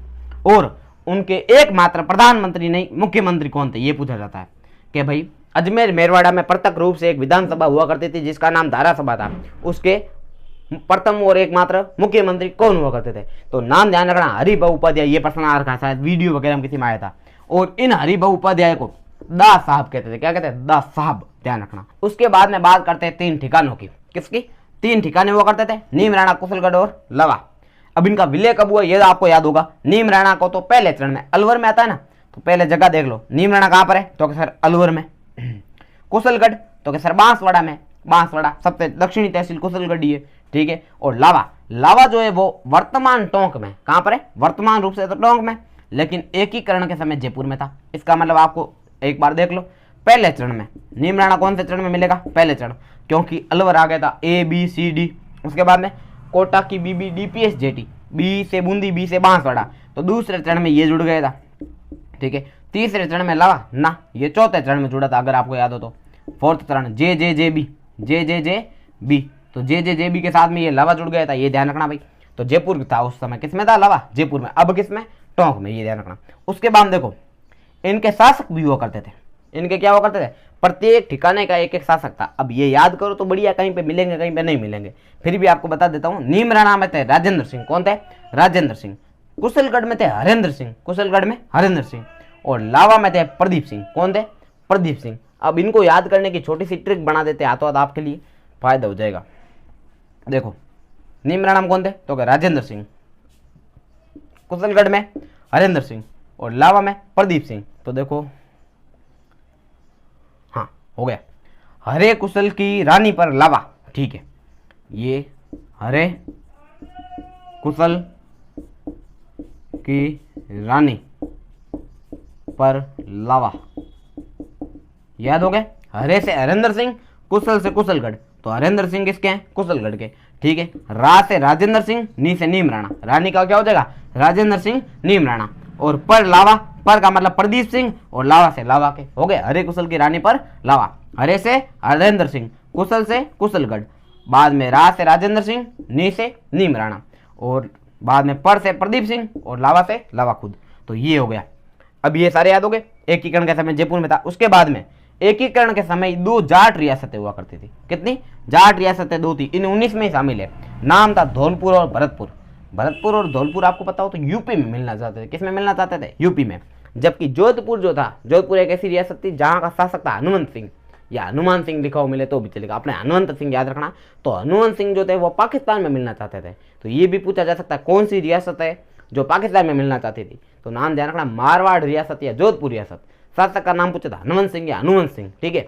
जबकि ऐसी कौन सी रियासतें थी जो यूपी में मिलना चाहती थी, तो उसका नाम था धौलपुर और भरतपुर, ठीक है। और एकमात्र मुस्लिम रियासत थी उस समय जिसका नाम था टोंक। क्या नाम था, टोंक एक ऐसी रियासत थी जो कैसी, मुस्लिम रियासत थी। और एकमात्र मुस्लिम रियासत थी जिसका नाम क्या था, टोंक। टोंक एकमात्र ऐसी रियासत थी जो मुस्लिम थी, ठीक है, ठीक है। तो ये था आपने एकीकरण का बारे में काफी सारी जानकारी अर्जित की है। अगले स्टेप में अपन देखेंगे सभी चरणों की एकदम डिटेल में व्याख्या, फुल डिटेल, ठीक है। कैसे मिला, कैसे नहीं मिला, कौन उसका प्रधानमंत्री था, कौन उसका राज प्रमुख था, कौन उसका उपराज प्रमुख था, ठीक है। सारे बात करेंगे, वीडियो देखते रहिए।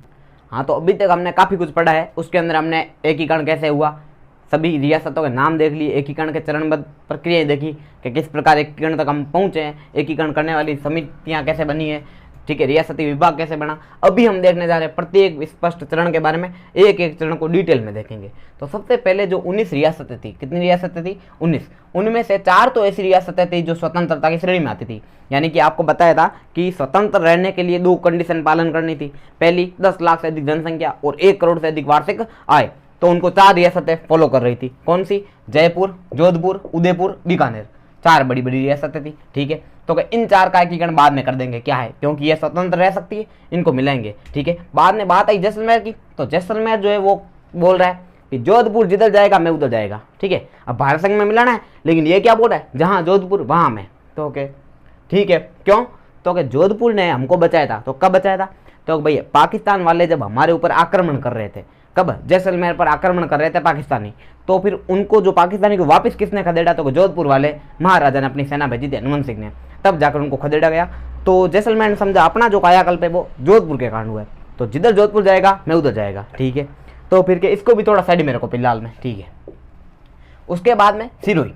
तो जो सिरोही है उसको जो है सरदार वल्लभ भाई पटेल गुजरात के थे, वो चाहते थे कि सिरोही जो है अबू दिलवाड़ा, अबू माउंट आबू वगैरह, यहाँ पर बहुत बढ़िया बढ़िया पर्यटक स्थल है, तो इनको जो है वो गुजरात में मिला दिया जाए, तो गुजरात का राजस्व बढ़ेगा और गुजरात का मान बढ़ेगा। तो सरदार वल्लभ भाई पटेल वो कहते हैं कि भाई आप जिसका सपना देखते हो वो भी किसी का सपना देखता है, और कोई भले कितना ही अपना हो पहले अपना देखता है, तो ऐसे लोगों को लगता है। तो सरदार वल्लभ भाई भी ऐसे ही थे, उन्होंने कहा कि अपना तो गुजरात अपना है, तो इसको पर्यटक केंद्र आबू दिलवाड़ा वगैरह इनको सिरोही को पूरा पूरा गुजरात में भेजा दिया जाए, गुजरात में भेज दिया जाए, मिला दिया जाए। तो फिर राजस्थानी चाहते थे कि नहीं हम तो राजस्थान में रहेंगे, सिरोही वाले खुद चाहते थे राजस्थान में रहे, लेकिन वो सरदार वल्लभ भाई पटेल बोल रहे नहीं अपने गुजरात में मिलाना है। तो क्या यहाँ की पूरी जनता यही चाहती कि हम गुजरात में मिलेंगे? तो लोगों ने कहा नहीं ऐसी बात ही नहीं, तो इसको बाद में देखेंगे, इसको भी साइड में करो। तो इसको भी फ्री कर दिया थोड़ी देर के लिए। और ये सब जब चल रहा था तो अचानक से अलवर रियासत तो थी, अलवर जो रियासत थी उसका नाम आ गया। तो क्या किसमें? महात्मा गांधी हत्याकांड में। तो क्या महात्मा गांधी की जो हत्या हुई थी उसमें अलवर के राजा शामिल थे। तो क्या किसने बोला? तो क्या वो बोला खबर आ रही है उड़ती उड़ती। तो अच्छा ये बात है, नाम क्या था? तेज सिंह। क्या नाम था अलवर के राजा का? तेज सिंह नाम था। और उनके प्रधानमंत्री थे NV खर्रे। कौन थे? NV खर्रे। दोनों को पकड़ के ले गए, चलो आज से अलवर रियासत हमारे अंडर में। तो केंद्र सरकार के अंडर में आ गई थी कौन सी रियासत? अलवर रियासत। तो ठीक है, उन्होंने बोला चलो बोनी यहीं से करते हैं, एकीकरण की शुरुआत कहाँ से होगी? तो अलवर से होगी। तो अलवर से होगी, यूं क्यों? क्योंकि वहाँ का जो शासन था वो एक बार उनके हाथों में आ गया था, क्योंकि उन दोनों को पकड़ के लेके चले गए अलवर के राजा को। उसी में अलवर और भरतपुर जो पास में है, भरतपुर में सांप्रदायिक दंगे चल रहे थे। वो भरतपुर और धौलपुर के जो राजा थे वो पास में यूपी में मिलना चाहते थे। भरतपुर रियासत और धौलपुर रियासत किस में मिलना चाहती थी? यूपी में। यानी कि वहां पर ऐसे सांप्रदायिक दंगे चल रहे थे, काफी लोग उधर जाना चाहते थे, काफी लोग इधर आना चाहते थे। तो फिर उन दंगों को देखते हुए सरकार ने बोला कि वहां के राजा, भरतपुर के राजा का नाम था बृजेंद्र सिंह। क्या नाम था? बृजेंद्र सिंह, ठीक है। तो बृजेंद्र सिंह जो है उनका नाम भी आ गया। तो लोगों ने कहा कि क्या नाम है, यानी कि सरकार ने कहा कि आप खुद दंगे करवा रहे हो। तो बृजेंद्र सिंह ना हमको पता नहीं, हमको ऐसी खबर ही नहीं भाई, हमने कब दंगे करे? तो नहीं आपका नाम आ रहा है, आप भी दंगे में शामिल हो, ऐसा कुछ है, सांप्रदायिक दंगे कराओ। तो नहीं नहीं आप ले दो राजा, आप बन जाओ, मेरे कोई लेना देना ही नहीं इससे। तो अच्छा यूँ है, तो दे दो राज। तो उन्होंने भरतपुर का राज भी अपने अंडर ले लिया और वहां पर एक सप्रू भेज दिया, FN सप्रू, ठीक है। तो तू बैठ यहाँ पर, ठीक है। तो 2 रियासतें सरकार के पास आ गई थी, कौन सी? एक अलवर, एक भरतपुर। भरतपुर वाले ने खुद ने सौंप दिया, ले जाओ साहब, मेरे कोई दंगे में नहीं फंसना है, ठीक है। तो 2 रियासतें आ गई, अलवर और भरतपुर। तो अब 2 हो चुकी है, 4 कर देते हैं, पास वाली 1-2 और ले लो। तो अलवर के पास में धौलपुर है, भरतपुर के पास में करौली भी है पास में। तो धौलपुर और करौली दोनों को मिलाना है, तो मिलाएंगे कैसे? तो 4 रियासत लो, एक पहला संघ बनाओ, बोनी तो करो एकीकरण की। तो अब करते हैं, 4 रियासतें आने वाली लगभग। तो सबसे पहले देखो, तो ये 3, ये 5 चली गई पहले, तो 4 ये और 1 जैसलमेर, 5 हो गई। छठी चली गई सिरोही, कौन सी चली गई? सिरोही। और अलवर तो आपको पता है, अलवर में तेज सिंह और NV खरे, उन दोनों का कर्म खराब था, तो ये अलवर रियासत आ गई सरकार के पास। उसके बाद में बृजेंद्र सिंह ने खुद ने सौंप दी भरतपुर रियासत, तो 2 ये आ गई। और समझा बुझाकर करौली और धौलपुर को भी ले लिया, और इन सबको मिलाकर एकीकरण का पहला चरण बनाया गया, जिसका नाम था मत्स्य संघ। क्या नाम था? मत्स्य संघ। इसमें रियासतें आपको पता चल गई, ABCD, अलवर, भरतपुर, करौली, धौलपुर, और एक ठिकाना जो कि ये नीमराणा जो है वो किस में था? तो सर अलवर में था। तो अलवर के साथ में ऑफर में फ्री में आ गया ये भी, तो अलवर आई तो नीमराणा भी आया। तो ये 4 रियासत है और ये एक ठिकाना एकीकरण के पहले चरण जिसका नाम है मत्स्य संघ उसमें शामिल किया गया। तो नामकरण किससे करवाएं, तो के आपके यहाँ पर एक संवैधानिक सलाहकार है उदयपुर रियासत में, उनको बुलाया जाए। तो KM मुंशी यानी कन्हैयालाल माणिक्यलाल मुंशी द्वारा इस संघ का क्या किया गया, नामकरण। तो नामकरण भी किया कैसे गया, उनको पूछा कि इसका नामकरण रखे क्या, संघ बढ़ाए तो बनाए क्या 4 जिलों का, 4 रियासतों का। तो उन्होंने कहा यहाँ पर एक है ना पहले जनपद हुआ करता था, नाम था मत्स्य जनपद। क्या नाम था, मत्स्य जनपद, वो अलवर में आता था। तो अलवर वो होनी यहीं से हुई, तो राजधानी तो अलवर होनी चाहिए, इसमें कोई दो राय नहीं, ठीक है, क्योंकि अलवर से ही शुरुआत हुई एकीकरण की। तो राजधानी बनाया गया अलवर को, ठीक है, ये रहा राजधानी क्या बनाई, अलवर, ठीक है। उसके बाद में आपको पता होगा तो दूसरे नंबर पर क्या आया था, भरतपुर, बृजेंद्र सिंह है ना। तो भरतपुर में किया गया उद्घाटन। तो उद्घाटन कहाँ हुआ, भरतपुर में, लोहागढ़ दुर्ग भरतपुर। और उद्घाटन करने के लिए एक बंदे को बुलाया गया, ठीक है, जवाहरलाल नेहरू वगैरह थे उस टाइम। उन्होंने बोला आप चले गए हो वहां पर तो एक फीता काट के आ जाओ, यानी कि रिबन काटो जाओ। तो इनको भेजा गया, किसको, NV गौडगिल। कौन थे, NV गौडगिल। तो NV गौडगिल ने क्या किया, लोहागढ़ दुर्ग भरतपुर में मत्स्य संघ का उद्घाटन किया। और नामकरण किसने किया, KM मुंशी ने। किसके आधार पर, यहाँ पर एक जनपद हुआ करता था जिसका नाम था मत्स्य जनपद, उसी के नाम के आधार पर इस क्षेत्र को नाम दे दिया मत्स्य संघ। क्या नाम दे दिया, मत्स्य संघ या मत्स्य संघ, एक ही बात है। उसके बाद में उद्घाटन या स्थापना हुई कब, तो ये आपको अच्छे से याद करवा दिया है। 18, 25, 18, 30, 15, 26, 1, 18, 25, 18, 30, 15, 26, 1। तो पहले में आएगा 18, उसके बाद में मार्च, अप्रैल, मार्च, मई, जनवरी, नवंबर, तो मार्च आ जाएगा। उसके बाद में 48, 48, 48, 49, 49, 50, 56। तो ये हो गया 18 मार्च 1948 को। क्लियर है। अब ये होना कब था, तो सर 17 मार्च को होना था, मैंने सुना है कहीं पे। तो 18 क्यों हुआ, क्योंकि जो भरतपुर के राजा थे बृजेंद्र सिंह, उनके भाई का नाम था देशराज जाट। क्या, ये भी बता देता हूँ, राजस्थान के एकीकरण के समय 2 जाट रियासतें थी, भरतपुर और धौलपुर, ये भी ध्यान रखना। तो देशराज जाट जो थे उसने कुछ आपत्तियां उत्पन्न कर दी बीच में, तो अगर नहीं करने देंगे ऐसे नहीं होगा, तो क्या कुछ नहीं, इसको समझा बुझा कर बिठाओ साइड में, उसको साइड में ले गए। तो 17 को होना था, 17 का दिन चला गया, हुआ कब, 18 को। कहां पर, लोहागढ़ दुर्ग भरतपुर में, ठीक है। और किसने किया, NV गौडगिल। किसके द्वारा, NV गौडगिल द्वारा। उसके बाद देखा जाए अब राज प्रमुख, तो देखो अलवर को तो यूं ही मिलाना था, तो राजधानी बना दिया, ठीक है। बाद में धौलपुर को नहीं, भरतपुर को साथ में लेना है, तो वहां पर जाकर उद्घाटन कर दिया। अब धौलपुर और करौली सोचो एक बार क्यों आएंगे, उनको कुछ तो लालच देना पड़ेगा, आ जाओ भाई अपने मिलाना है। तो जब धौलपुर गए तो वहां के राजा का नाम था उदयभान सिंह। क्या नाम था, उदयभान सिंह। उन्होंने बोला आ तो जाएंगे, सर्वस्व अपना रहना चाहिए, क्योंकि अलवर वाले तो वैसे भी उठा के ले गए उनको, ठीक है। और भरतपुर वाले बृजेंद्र सिंह ने खुद ने सौंप दिया अपना राज्य, तो पीछे बचा हूं मैं, राज प्रमुख तो मैं ही बनूंगा। तो चलो आप राज प्रमुख बन जाओ। तो धौलपुर के जो महाराजा थे या राजा थे उनको बनाया गया, उदयभान सिंह जी को क्या बनाया, राज प्रमुख, यानी राज्यपाल एक टाइप से। किसका, मत्स्य संघ के राज प्रमुख किसको बनाया, तो धौलपुर के राजा उदयभान सिंह को। अब करौली में जाएंगे, वो बोलेंगे राज प्रमुख तो आपने बना दिया, उससे थोड़ा नीचे जो भी पद है वो अपने को दे दो, तो इसके नीचे बनेंगे उपराज प्रमुख। क्या बनेंगे, उपराज प्रमुख। तो ये बना दिया गया करौली के राजा गणेश पाल वासुदेव, या ज्यादातर इतना ही मिलता है गणेश पाल। तो करौली के राजा गणेश पाल देव या गणेश पाल वासुदेव को क्या बना गया, उपराज प्रमुख। पहले ध्यान रखना राजधानी अलवर, क्योंकि बोहनी या शुरुआत यहाँ से हुई थी। उसके बाद में भरतपुर में क्या किया गया, उद्घाटन लोहागढ़ दुर्ग भरतपुर, NV गौडगिल द्वारा। तीसरी बात, धौलपुर में गए तो उदयभान सिंह जी ने बोला राज प्रमुख में बैठूंगा।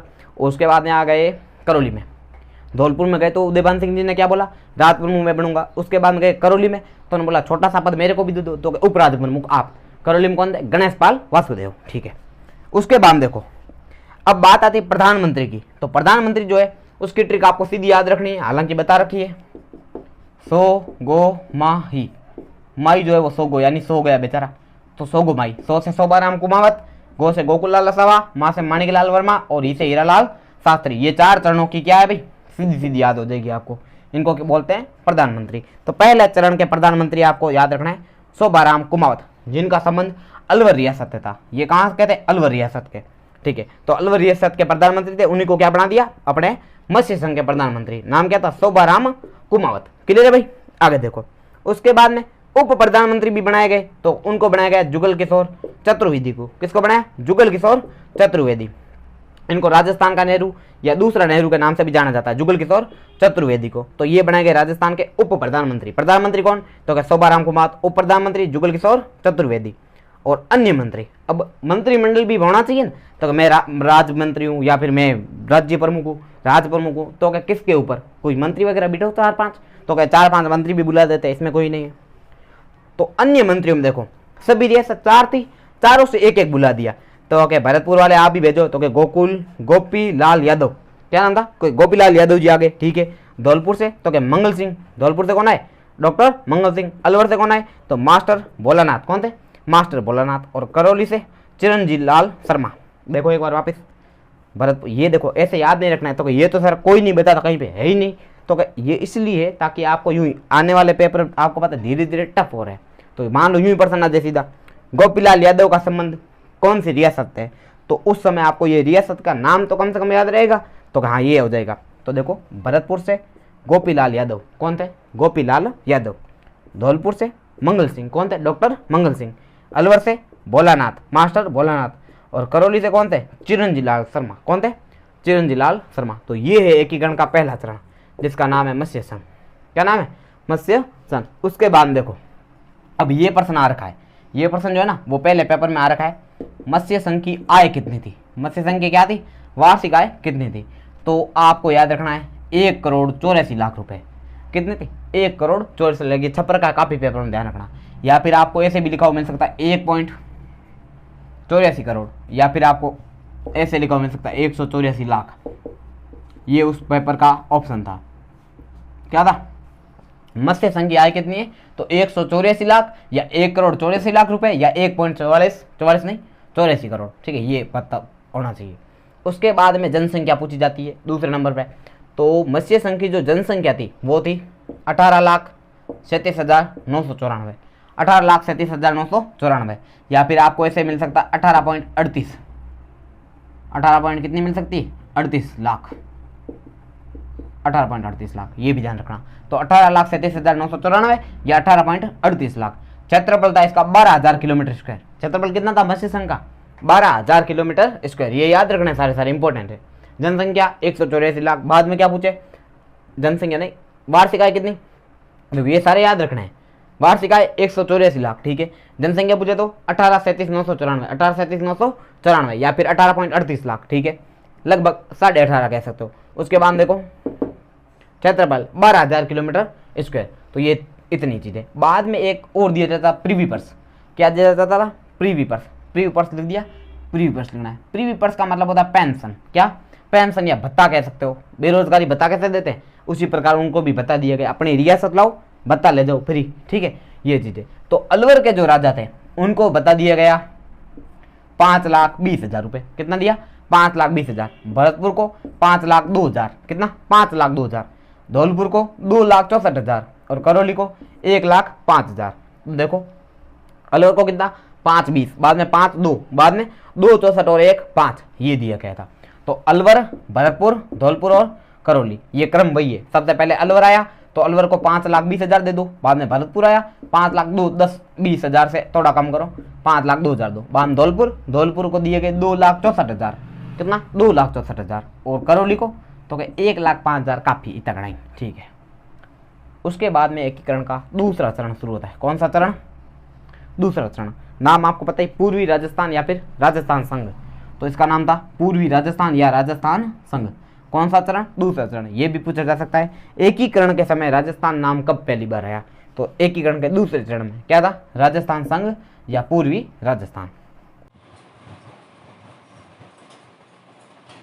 हाँ, तो अभी बात करेंगे एकीकरण के दूसरे चरण, जिसका नाम क्या था, पूर्वी राजस्थान या फिर राजस्थान संघ, ठीक है। तो पूर्वी राजस्थान या राजस्थान संघ में देखो रियासतें तो आपको याद करवा चुका हूं मैं सारी। कोटा की बीबीडीपीएस जेटी, कोटा की बीबीडीपीएस जेटी, यानी कोटा से कोटा खुद, की से किशनगढ़, की से किशनगढ़, बी से बांसवाड़ा, बी से बूंदी, बीबी बांसवाड़ा बूंदी, डीपीएस, डी से डूंगरपुर, पी से प्रतापगढ़ और एस से क्या हो जाएगा, शाहपुरा, एस से शाहपुरा, जे से झालावाड़ और टी से टोंक। क्लियर है भाई, ये सारी रियासतें थी।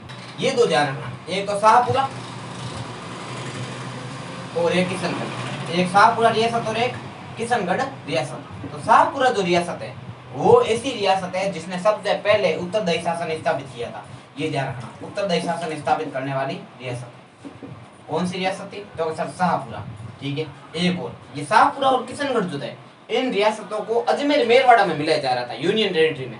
तो यानी कि ध्यान रखना, ये जो रियासत थी, छोटी छोटी रियासत है, इन दोनों को तो वो क्या कहते हैं, तोपों की सलामी भी नहीं दी जाती थी। यानी कि जब रियासत का राजा आता था तो ब्रिटिश सरकार जो थी उनको क्या देती थी, तोपों की सलामी देती थी वहीं पर, है ना। तो ये ध्यान रखना, ये जो सलामी है वो इन दोनों को नहीं दी जाती थी, ये दोनों छोटी रियासतों में काउंट होती थी, ठीक है। एक और बात, एक और मात्र, ये उत्तरदायी शासन स्थापित करने वाली रियासत कौन सी थी, तो सर शाहपुरा, ठीक है, ये ध्यान रखना। और इन दोनों को मिलाया किस में जा रहा था, तो ये मिलाया जा रहा था इनको अजमेर मेरवाड़ा में, लेकिन ये दोनों मिले नहीं, ये ध्यान रखना, ठीक है। इन्होंने मना कर दिया था। यहाँ पर सुदर्शन देव हुआ करते थे, शाहपुरा के जो राजा थे उनका नाम था सुदर्शन देव, उन्होंने मना किया था, ठीक है। एक और ठिकाना, तो आपको पता है ये जो बांसवाड़ा जिला है, बांसवाड़ा में एक ठिकाना स्थित है जिसका नाम है कुशलगढ़। क्या नाम है, कुशलगढ़, राजस्थान की सबसे दक्षिणी रियासत, ठीक है, या दक्षिणी स्थान पूछे तो कुशलगढ़ का नाम आता है, जो कि बांसवाड़ा में स्थित है। तो बांसवाड़ा इसके साथ आ गया, मतलब बांसवाड़ा के साथ आ गया कुशलगढ़, ठीक है।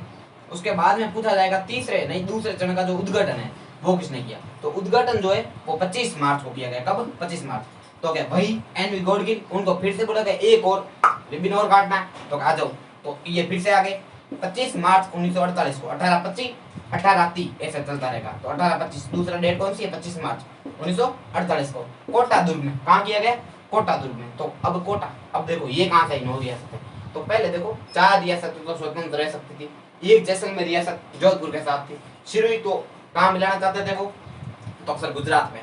तो 4 एक 5 और एक 6 तो ये हो गई, और 4 अब ले ली, 6 और 4 कितने हो गए, 10 रियासत है। तो 10 और 9 कितने बचेगी, 9 बचेगी, क्योंकि 10 कैसे भी देखो, 4 ये रियासत स्वतंत्र रह सकती थी, एक जैसलमेर जोधपुर में जाना चाहती थी, एक ये जोधपुर मतलब जोधपुर के साथ में थी, और सिरोही तो गुजरात में मिलाना चाहते थे सरदार वल्लभ भाई पटेल। और 4 रियासतों का हमने एकीकरण पहले चरण में कर दिया। तो 4 5 6 और 4 10, पीछे बची 9 रियासतें। तो अगर 9 रियासतें ये मिला देते हैं तो राजस्थान लगभग जुड़ जाएगा।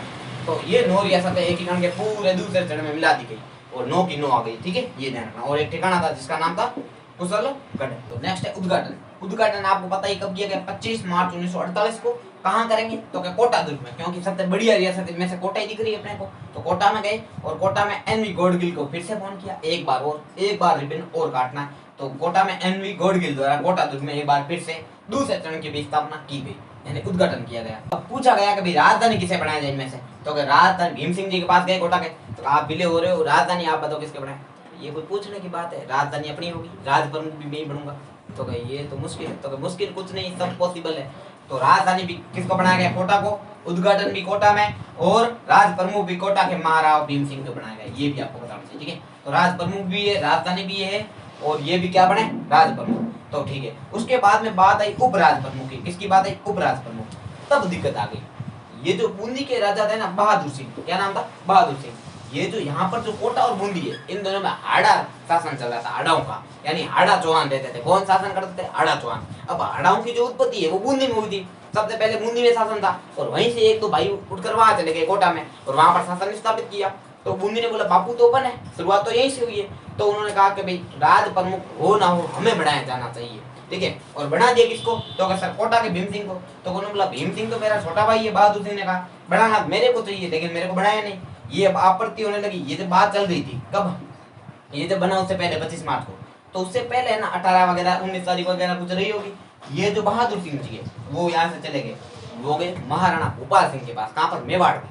मेवाड़ में गए, उन्होंने कहा कि सर ये देखो बात ये है, एक काम करो आप है ना मिले होते हो, राज्य प्रमुख आपको बढ़ा देंगे, राजधानी उदयपुर बन जाएगी, कोटा का पत्ता कर जाएगा। तो कि इससे आपको क्या मिलेगा, तो कि मेरे तो परम शांति मिलेगी, मेरे पास पैसे हो या नहीं हो उससे मेरे को दुख नहीं है, लेकिन सामने वाले पड़ोसी के नहीं होना चाहिए। ऐसे लोग सोचते हैं काफी बार, ठीक है।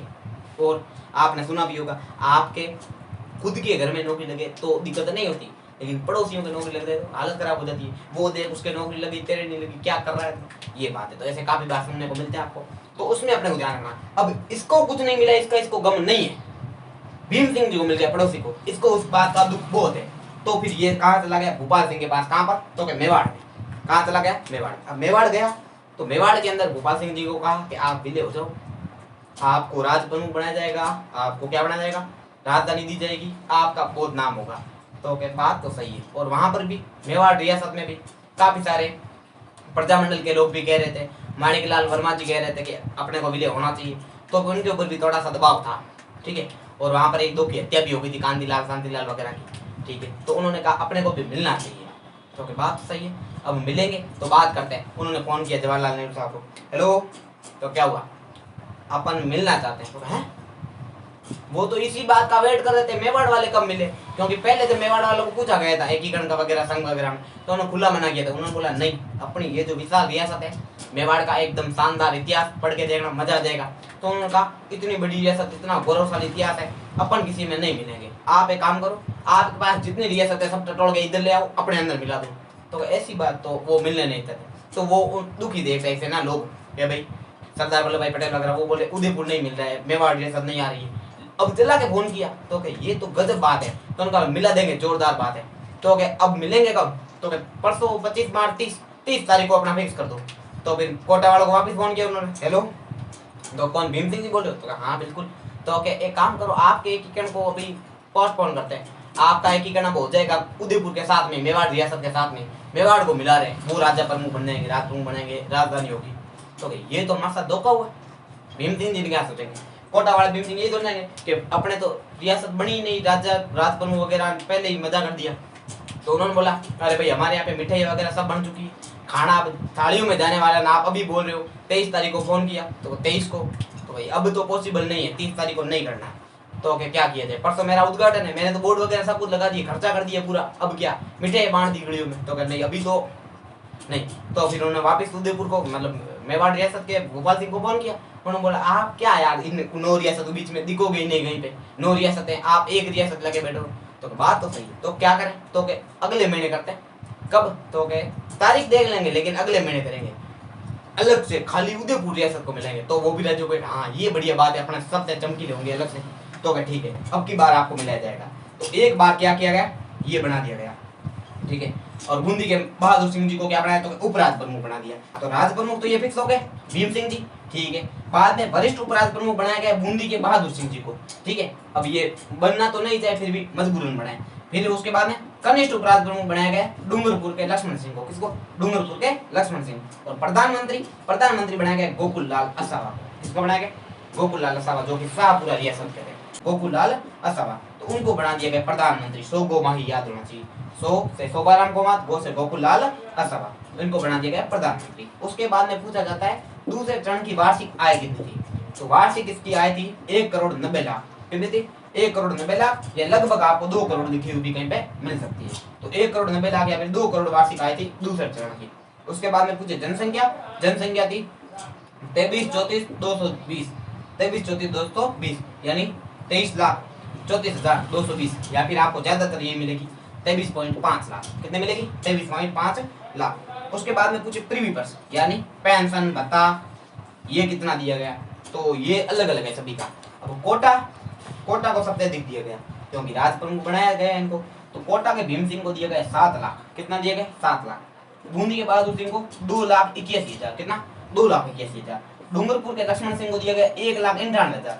तो एक बार ये वापिस देखो, भीम सिंह जी को कितना दिया गया, 7 लाख। बूंदी के बहादुर सिंह को 2,81,000। लक्ष्मण सिंह को कितने देंगे, 1,98,000। 7 लाख, 2,81,000 और 1,98,000। उसके बाद में झालावाड़ और किशनगढ़ दोनों का सेम है, इतना सारे रटने नहीं है, फिर भी इनके नाम जरूर याद हो जाना चाहिए। झालावाड़ और किशनगढ़ को कितने देंगे, 1,36,000 रुपए। कितने, 1,36,000। झालावाड़ किशनगढ़। झालावाड़ में कौन थे, तो हरिश्चंद्र सिंह थे। कौन थे, हरिश्चंद्र सिंह। किशनगढ़ में सुमेर सिंह। किशनगढ़ में कौन थे, सुमेर सिंह। दोनों को कितना, 1,36,000। बांसवाड़ा को कितना दिया गया, तो बांसवाड़ा में चंद्रवीर सिंह थे।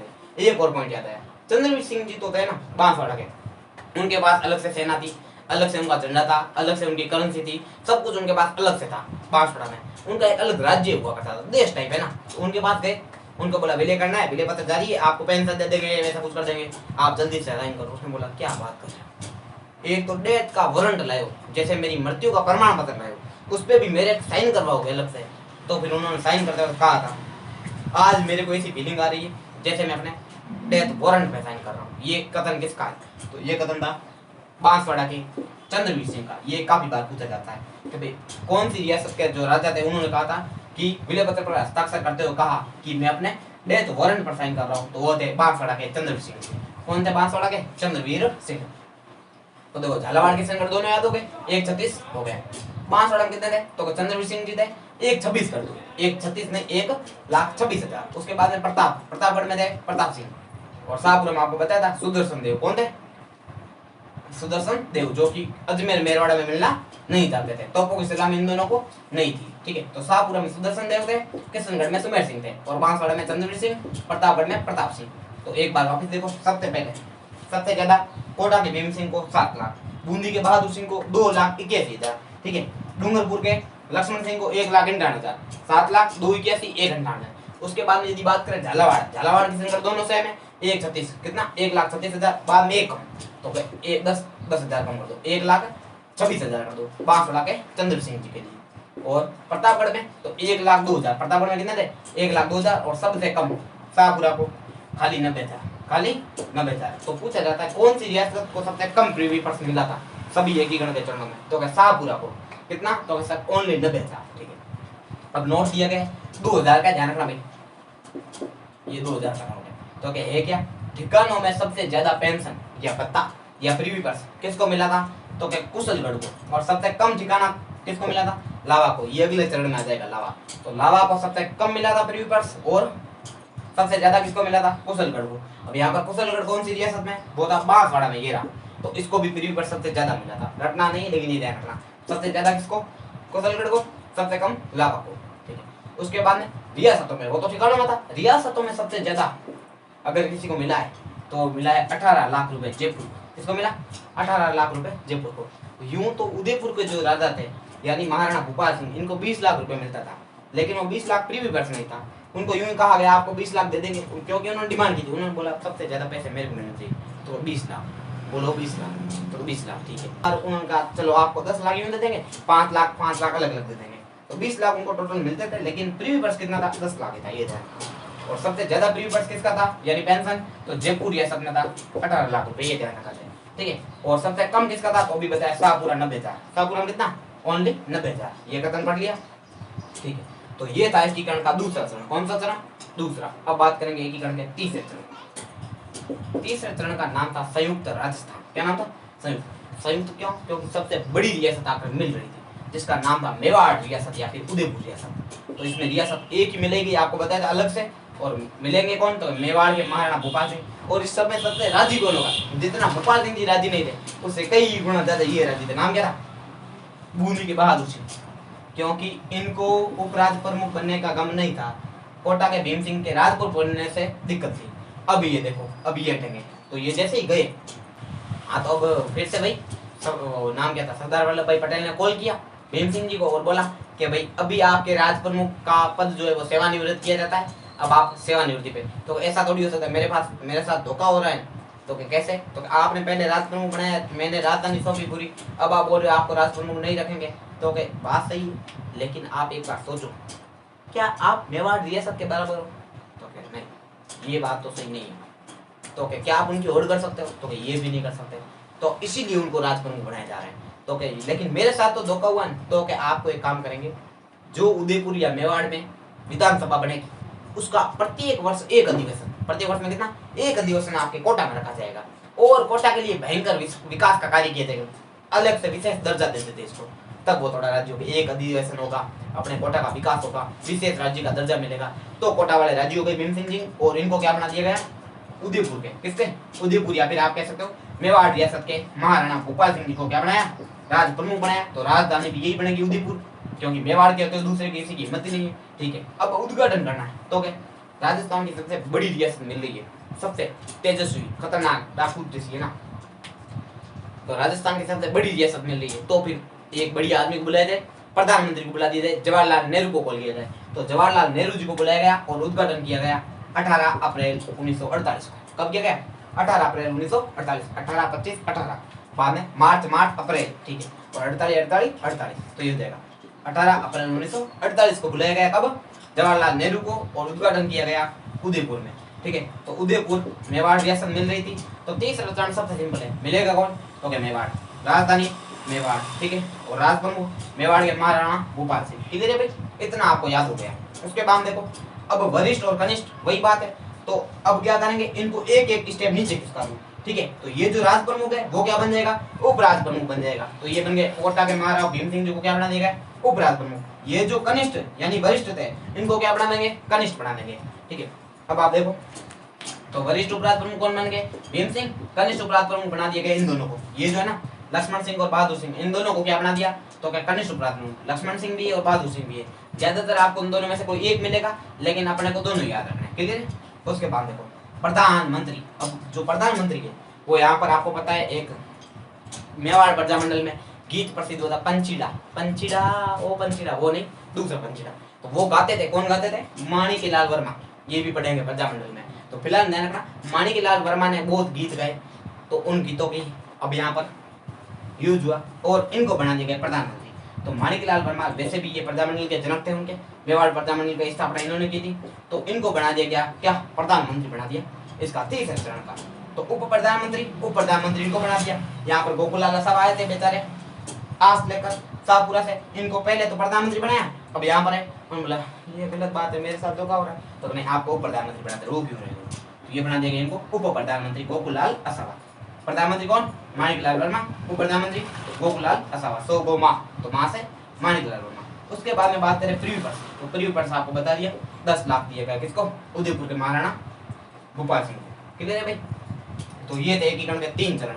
कितने चरण थे, एकीकरण के 3 चरणों की बात हो चुकी है और विद डिटेल, फुल डिटेल में हो चुकी है। ठीक है, अभी अपन पढ़ेंगे चौथा चरण, 5वां चरण और 6वां चरण। हाँ, तो अभी तक हमने एकीकरण के 3 चरण पढ़े। अभी हम पढ़ने जा रहे हैं एकीकरण के 4थे चरण के बारे में, जिसका नाम था वृहद राजस्थान। क्या नाम था, वृहद राजस्थान, या वृहत्तर राजस्थान लिखा हुआ भी मिल सकता है। इसमें रियासतें आपको पता है 4 रियासतें जोड़ी गई थी। इससे पहले वाला कौन सा था, तो सर संयुक्त राजस्थान। संयुक्त राजस्थान में 4 जोड़ेंगे, ये कौन कौन सी, जयपुर, जोधपुर, जैसलमेर और बीकानेर, ये 4 जोड़ी जा रही है। अब जैसे ही जोड़ने की बात आई तो जोधपुर के हनुमंत सिंह, जो आपको पता है पाकिस्तान में मिलना चाहते थे जिन्ना के साथ, अब इनको समझाया गया, लॉर्ड माउंटबेटन ने समझाया, सरदार वल्लभ भाई पटेल ने समझाया, जैसे तैसे करके इनको राजस्थान में मिलाया गया। अब जैसे ही मिलाया गया, राजधानी की बात है, किसकी बात है, राजधानी। तो राजधानी जयपुर वालों को तो इसी शर्त पे लिया गया था अंदर कि भाई आप आ जाओ, आपको राजधानी बना देंगे और आपको राज प्रमुख बना देंगे। तो दिक्कत आने लगी ये, पहला जैसे ही राजधानी की बात आई, जोधपुर ने बोला हम बैठे ना, हमारे क्या करोगे, राजधानी हम बढ़ेंगे। हनुमंत सिंह ने बोला राजधानी हमारी होनी चाहिए, जोधपुर होनी चाहिए रियासत। तो फिर एक समिति बनाई गई। ठीक है, सरदार वल्लभ भाई पटेल ने बोला ये तो गलत बात है, अब राजधानी होनी तो जयपुर चाहिए, क्योंकि उनको जबान दे दी है, अब वो उनको नहीं बनाए तो वो आएंगे नहीं। तो अब क्या किया जाए, समिति बनाई। उस समिति ने कहा कि भाई देखो, जोधपुर में एक तो मरुस्थलीय क्षेत्र है, पानी की कमी है, अगर राजधानी बना दी, राजधानी में पानी नहीं है तो फिर मुश्किल काम हो जाएगा। चलो, हनुमंत सिंह ने बोला बात तो सही, एक और दूसरा एक और बताओ, तो कि ये दिल्ली के पास में पड़ता है, केंद्रीय शासन कहाँ पर, दिल्ली के, तो जयपुर दिल्ली के पास में, राजधानी तो जयपुर ही बनेगी, आपको आना ही पड़ेगा। फिर उन्होंने बोला चलो कुछ नहीं, जैसे जैसे उनको समझाया बुझाकर ले लिया अंदर। तो राजधानी किसको बनाया गया है, तो कि सर जयपुर को बनाया गया है। ठीक है, और वो किसके कारण, पेयजल की समस्या के कारण। यहाँ पर पेयजल आपूर्ति फुल है और जयपुर मतलब जोधपुर में पेयजल थोड़ा कम था, है ना, मरुस्थलीय क्षेत्र होने के कारण, इसीलिए जयपुर को बनाया गया। दूसरी चीज, अब ये राजधानी बनाने की सिफारिश की किसने, तो वहां पर एक समिति बनी थी, जिसको लोग किताबों में काफी जगह लिखा हुआ है, पी सत्यनारायण राव समिति। क्या नाम लिखा हुआ है, पी सत्यनारायण राव समिति। अब ये काफी जगह लिखा हुआ मिलेगा, लेकिन कुछ कुछ लोग ये भी कहते हैं कि यहाँ पर BR पटेल समिति थी। हालांकि काफी जगह ये भी लिखा हुआ कि पी सत्यनारायण राव समिति के अध्यक्ष कौन थे, तो क्या सर BR पटेल थे। तो बात वही है, अपने को दोनों नाम दिमाग में होने चाहिए, BR पटेल समिति या पी सत्यनारायण राव समिति। ठीक है, जो पेपर में है उसके अनुसार आपको टिक करना है। जैसे पेपर में आ गया, जयपुर जोधपुर रियासत के राजधानी के विवाद में राजधानी बनाने हेतु सिफारिश कौन सी समिति द्वारा की गई या कौन सी समिति गठित की गई, तो आपको ऑप्शन में पी सत्यनारायण राव समिति मिले, BR पटेल का कहीं पे नाम ही नहीं हो तो पी सत्यनारायण राव समिति करना है। लेकिन अगर BR पटेल और पी सत्यनारायण राव दोनों हो तो फिर BR पटेल कर देना। ठीक है, ये ध्यान रखना, आपको दोनों बातें ध्यान होनी चाहिए, क्योंकि ज्यादातर यही लिखा हुआ मिलता है। और काफी जगह ये भी है कि BR पटेल समिति थी, तो और ये भी काफी जगह है कि सत्यनारायण राव समिति तो थी लेकिन इसके अध्यक्ष BR पटेल थे। दोनों अपने तीनों ही मान लेना, कोई फर्क नहीं पड़ना। ठीक है, अब BR पटेल समिति हो ऑप्शन में तो इसको राइट करना, और ये नहीं हो तो फिर पी सत्यनारायण राव समिति। उसके बाद देखो, अब बात आई राज प्रमुख की। किसकी बात आई, राज प्रमुख। मेवाड़ वालों को पिछले चरण में मुश्किल से बनाया था, वो तो राजी थे, राज प्रमुख बनने पर ही शर्त यही थी। अब उनके पास गए, सर राज प्रमुख का पद जो है ना थोड़ा सा ट्रांसफर करना है, तो ये गलत बात है, अपने सेट नहीं बैठेगा। मेरे को विलय नहीं होना था, मैंने खुद चला के विलय किया एक तो, और आप मेरे को राज प्रमुख पद से हटाओगे यूं, किसी और का शासन चलेगा, मेरी कम चलेगी, उनकी ज़्यादा चलेगी, ये तो पॉसिबल नहीं है, नहीं हो पाएगा। हमारा इतिहास देखो एक बार, 734 से शुरू हुआ बप्पा रावण से, ठेठ कहाँ तक पहुँचे, इतनी सारी कुर्बानियाँ देने के बाद में ये मेवाड़ बना है। तो अगर बात तो सही है, लेकिन राज प्रमुख अभी उनको जयपुर वालों को बोला है कि आपको आने के लिए राज प्रमुख बनाया जाएगा। तो अगर मेरे को नहीं पता, अपना ओहदा हमेशा ऊंचा ही रहना चाहिए, सबसे ऊपर अपन होना चाहिए। तो क्या करें, एक नया पद गठित करते हैं सिर्फ आपके लिए, ऐसा कभी नहीं किया। तो क्या करोगे, वो राज प्रमुख है, आपको महाराज प्रमुख बना देंगे। क्या बना देंगे, महाराज प्रमुख। तो एकीकरण के एकमात्र ऐसा चरण, चौथा चरण, जिसके अंदर एक नया पद गठित हुआ जिसका नाम था महाराज प्रमुख। क्या था, महाराज प्रमुख। और एकमात्र महाराज प्रमुख किसे बनाया गया, महाराणा भूपाल सिंह, जो कि मेवाड़ के थे। ठीक है, कुल मिला के एकीकरण का काम पूरा इतना ही था, डफोल बना सभी को, जैसे तैसे करके डफोल बना बनाकर राजस्थान का एकीकरण करना, और सभी को डफोल ही बनाया, ये रियलिटी है। तो देखो, महाराज प्रमुख बना दिया गया महाराणा भूपाल सिंह, किसको, महाराणा भूपाल सिंह मेवाड़ को। और राज प्रमुख, तो अगर राज प्रमुख तो जयपुर के बनेंगे, सवाई मान सिंह सेकंड। कौन बने गए, सवाई मान सिंह सेकंड को बना दिया गया राज प्रमुख, और आजीवन राज प्रमुख बनाने की इनको जबान दी थी। उसके बाद देखो महाराज प्रमुख किसे बनाया गया, तो महाराणा भूपाल सिंह। अब बात करेंगे उपराज प्रमुख की, किसकी, उपराज प्रमुख। तो उपराज प्रमुख वो जो पहले वाले थे, वरिष्ठ कनिष्ठ, वो सारे ऐसे ही चलते रहेंगे। एक पूछे तो आपको याद रखना, कोटा के भीम सिंह, एक पूछे तो, ठीक है, बाकी वो यूं ही साला जोड़ में लिख सकते हैं, पूरा पूरा है ना, उसमें कुछ नहीं। एक पूछे तो आपको क्या लिखना है, भीम सिंह। बाकी वरिष्ठ कनिष्ठ वो भी आप बना सकते हो, पहले वाले चरण के जो थे ना, उन्हीं को वरिष्ठ कनिष्ठ बना सकते हो। अगला उद्घाटन। उद्घाटन जो है वो 30 मार्च 1949 को कब किया गया, 30 मार्च 1949 को सरदार वल्लभ भाई पटेल। अब उन्होंने बोला राजधानी बन रही है, सभी रियासतें लगभग आ रही है, तो अपन खुद जाते हैं एक बार उद्घाटन करने। तो सरदार वल्लभ भाई पटेल खुद आए। देखो, पहले चरण का उद्घाटन एनवी गौड़गिल, दूसरे का एनवी गौड़गिल, तीसरे का जवाहरलाल नेहरू, चौथे का सरदार वल्लभ भाई पटेल खुद आ गए। और प्रधानमंत्री किससे बनाए थे, तो प्रधानमंत्री बनाने के लिए सीधी सी बात, ऐसा होना चाहिए बंदा जो कि राज प्रमुख के साथ में सेठ बैठे। तो प्रधानमंत्री सवाई मान सिंह जी को पूछा गया, भाई प्रधानमंत्री किसे बनाए, तो मेरा एक बेली है जिसका नाम है हीरालाल शास्त्री, उसको बना दिया जाए। ठीक है, उन्होंने हमको पहले ही सपोर्ट किया था ना, तो फिर हीरालाल शास्त्री जी को बना दिया गया। क्या बना गया, प्रधानमंत्री। और वैसे भी अपने को ट्रिक भी याद है, सोगो माही। क्या याद है, सोगो माही। पहले चरण में शोभालाल कुमावत, ठीक है, दूसरे चरण में गोकुललाल असावा, तीसरे में मणिकलाल वर्मा, तो हीरालाल शास्त्री आना ही चाहिए, ये आ गए। ठीक है, तो ये था चौथा चरण। अब इसमें जो भी समिति थी उसकी कुछ सिफारिशें थी, वो देख लेते हैं। तो पी सत्यनारायण राव समिति की सिफारिश है, या फिर आप कह सकते हो बी आर पटेल समिति की सिफारिश है, ज़्यादातर पी सत्यनारायण राव ही मिलेगा। ठीक है, अब इसमें देखो, पहला तो बाकी सारी रियासतों को राज्य तो करना पड़ेगा कि भाई आपको ये राज प्रमुख इन्हें बना रहे, राजधानी इन्हें दे रहे हैं, तो आपको भी कुछ कुछ मिलेगा। तो राजधानी तो जयपुर रही। अब जोधपुर वालों को राज्य करने के लिए डफोल कैसे बनाया गया, लॉलीपॉप क्या दिया गया। तो देखो, जैसे ही राजधानी जयपुर बनी गई तो जोधपुर वालों हमें मिलेगा क्या, क्योंकि देखो जिस प्रकार मेवाड़ या उदयपुर को जब राजधानी बनाया गया था, तो कोटा को क्या कहा गया, आपका एक विधानसभा का अधिवेशन आपके कोटा में रहेगा। उसी प्रकार से यहाँ पर क्या कहा गया कि भाई जोधपुर वालों आपको एक न्यायालय दे देते, चिंता क्यों करो, पूरा न्याय आपके पास है। तो हाईकोर्ट जो है, उच्च न्यायालय, वो दे दिया गया जोधपुर वालों को, ये ध्यान रखना। ठीक है, वन और सहकारिता ये दिया गया कोटा को। कोटा को क्या दे दिए, वन और सहकारिता। कोटा संभाग में बढ़िया है, वनस्पति वगैरह क्षेत्र है, बारिश का क्षेत्र है, तो वहाँ पर वन और सहकारिता विभाग किसे दिए गए, कोटा को।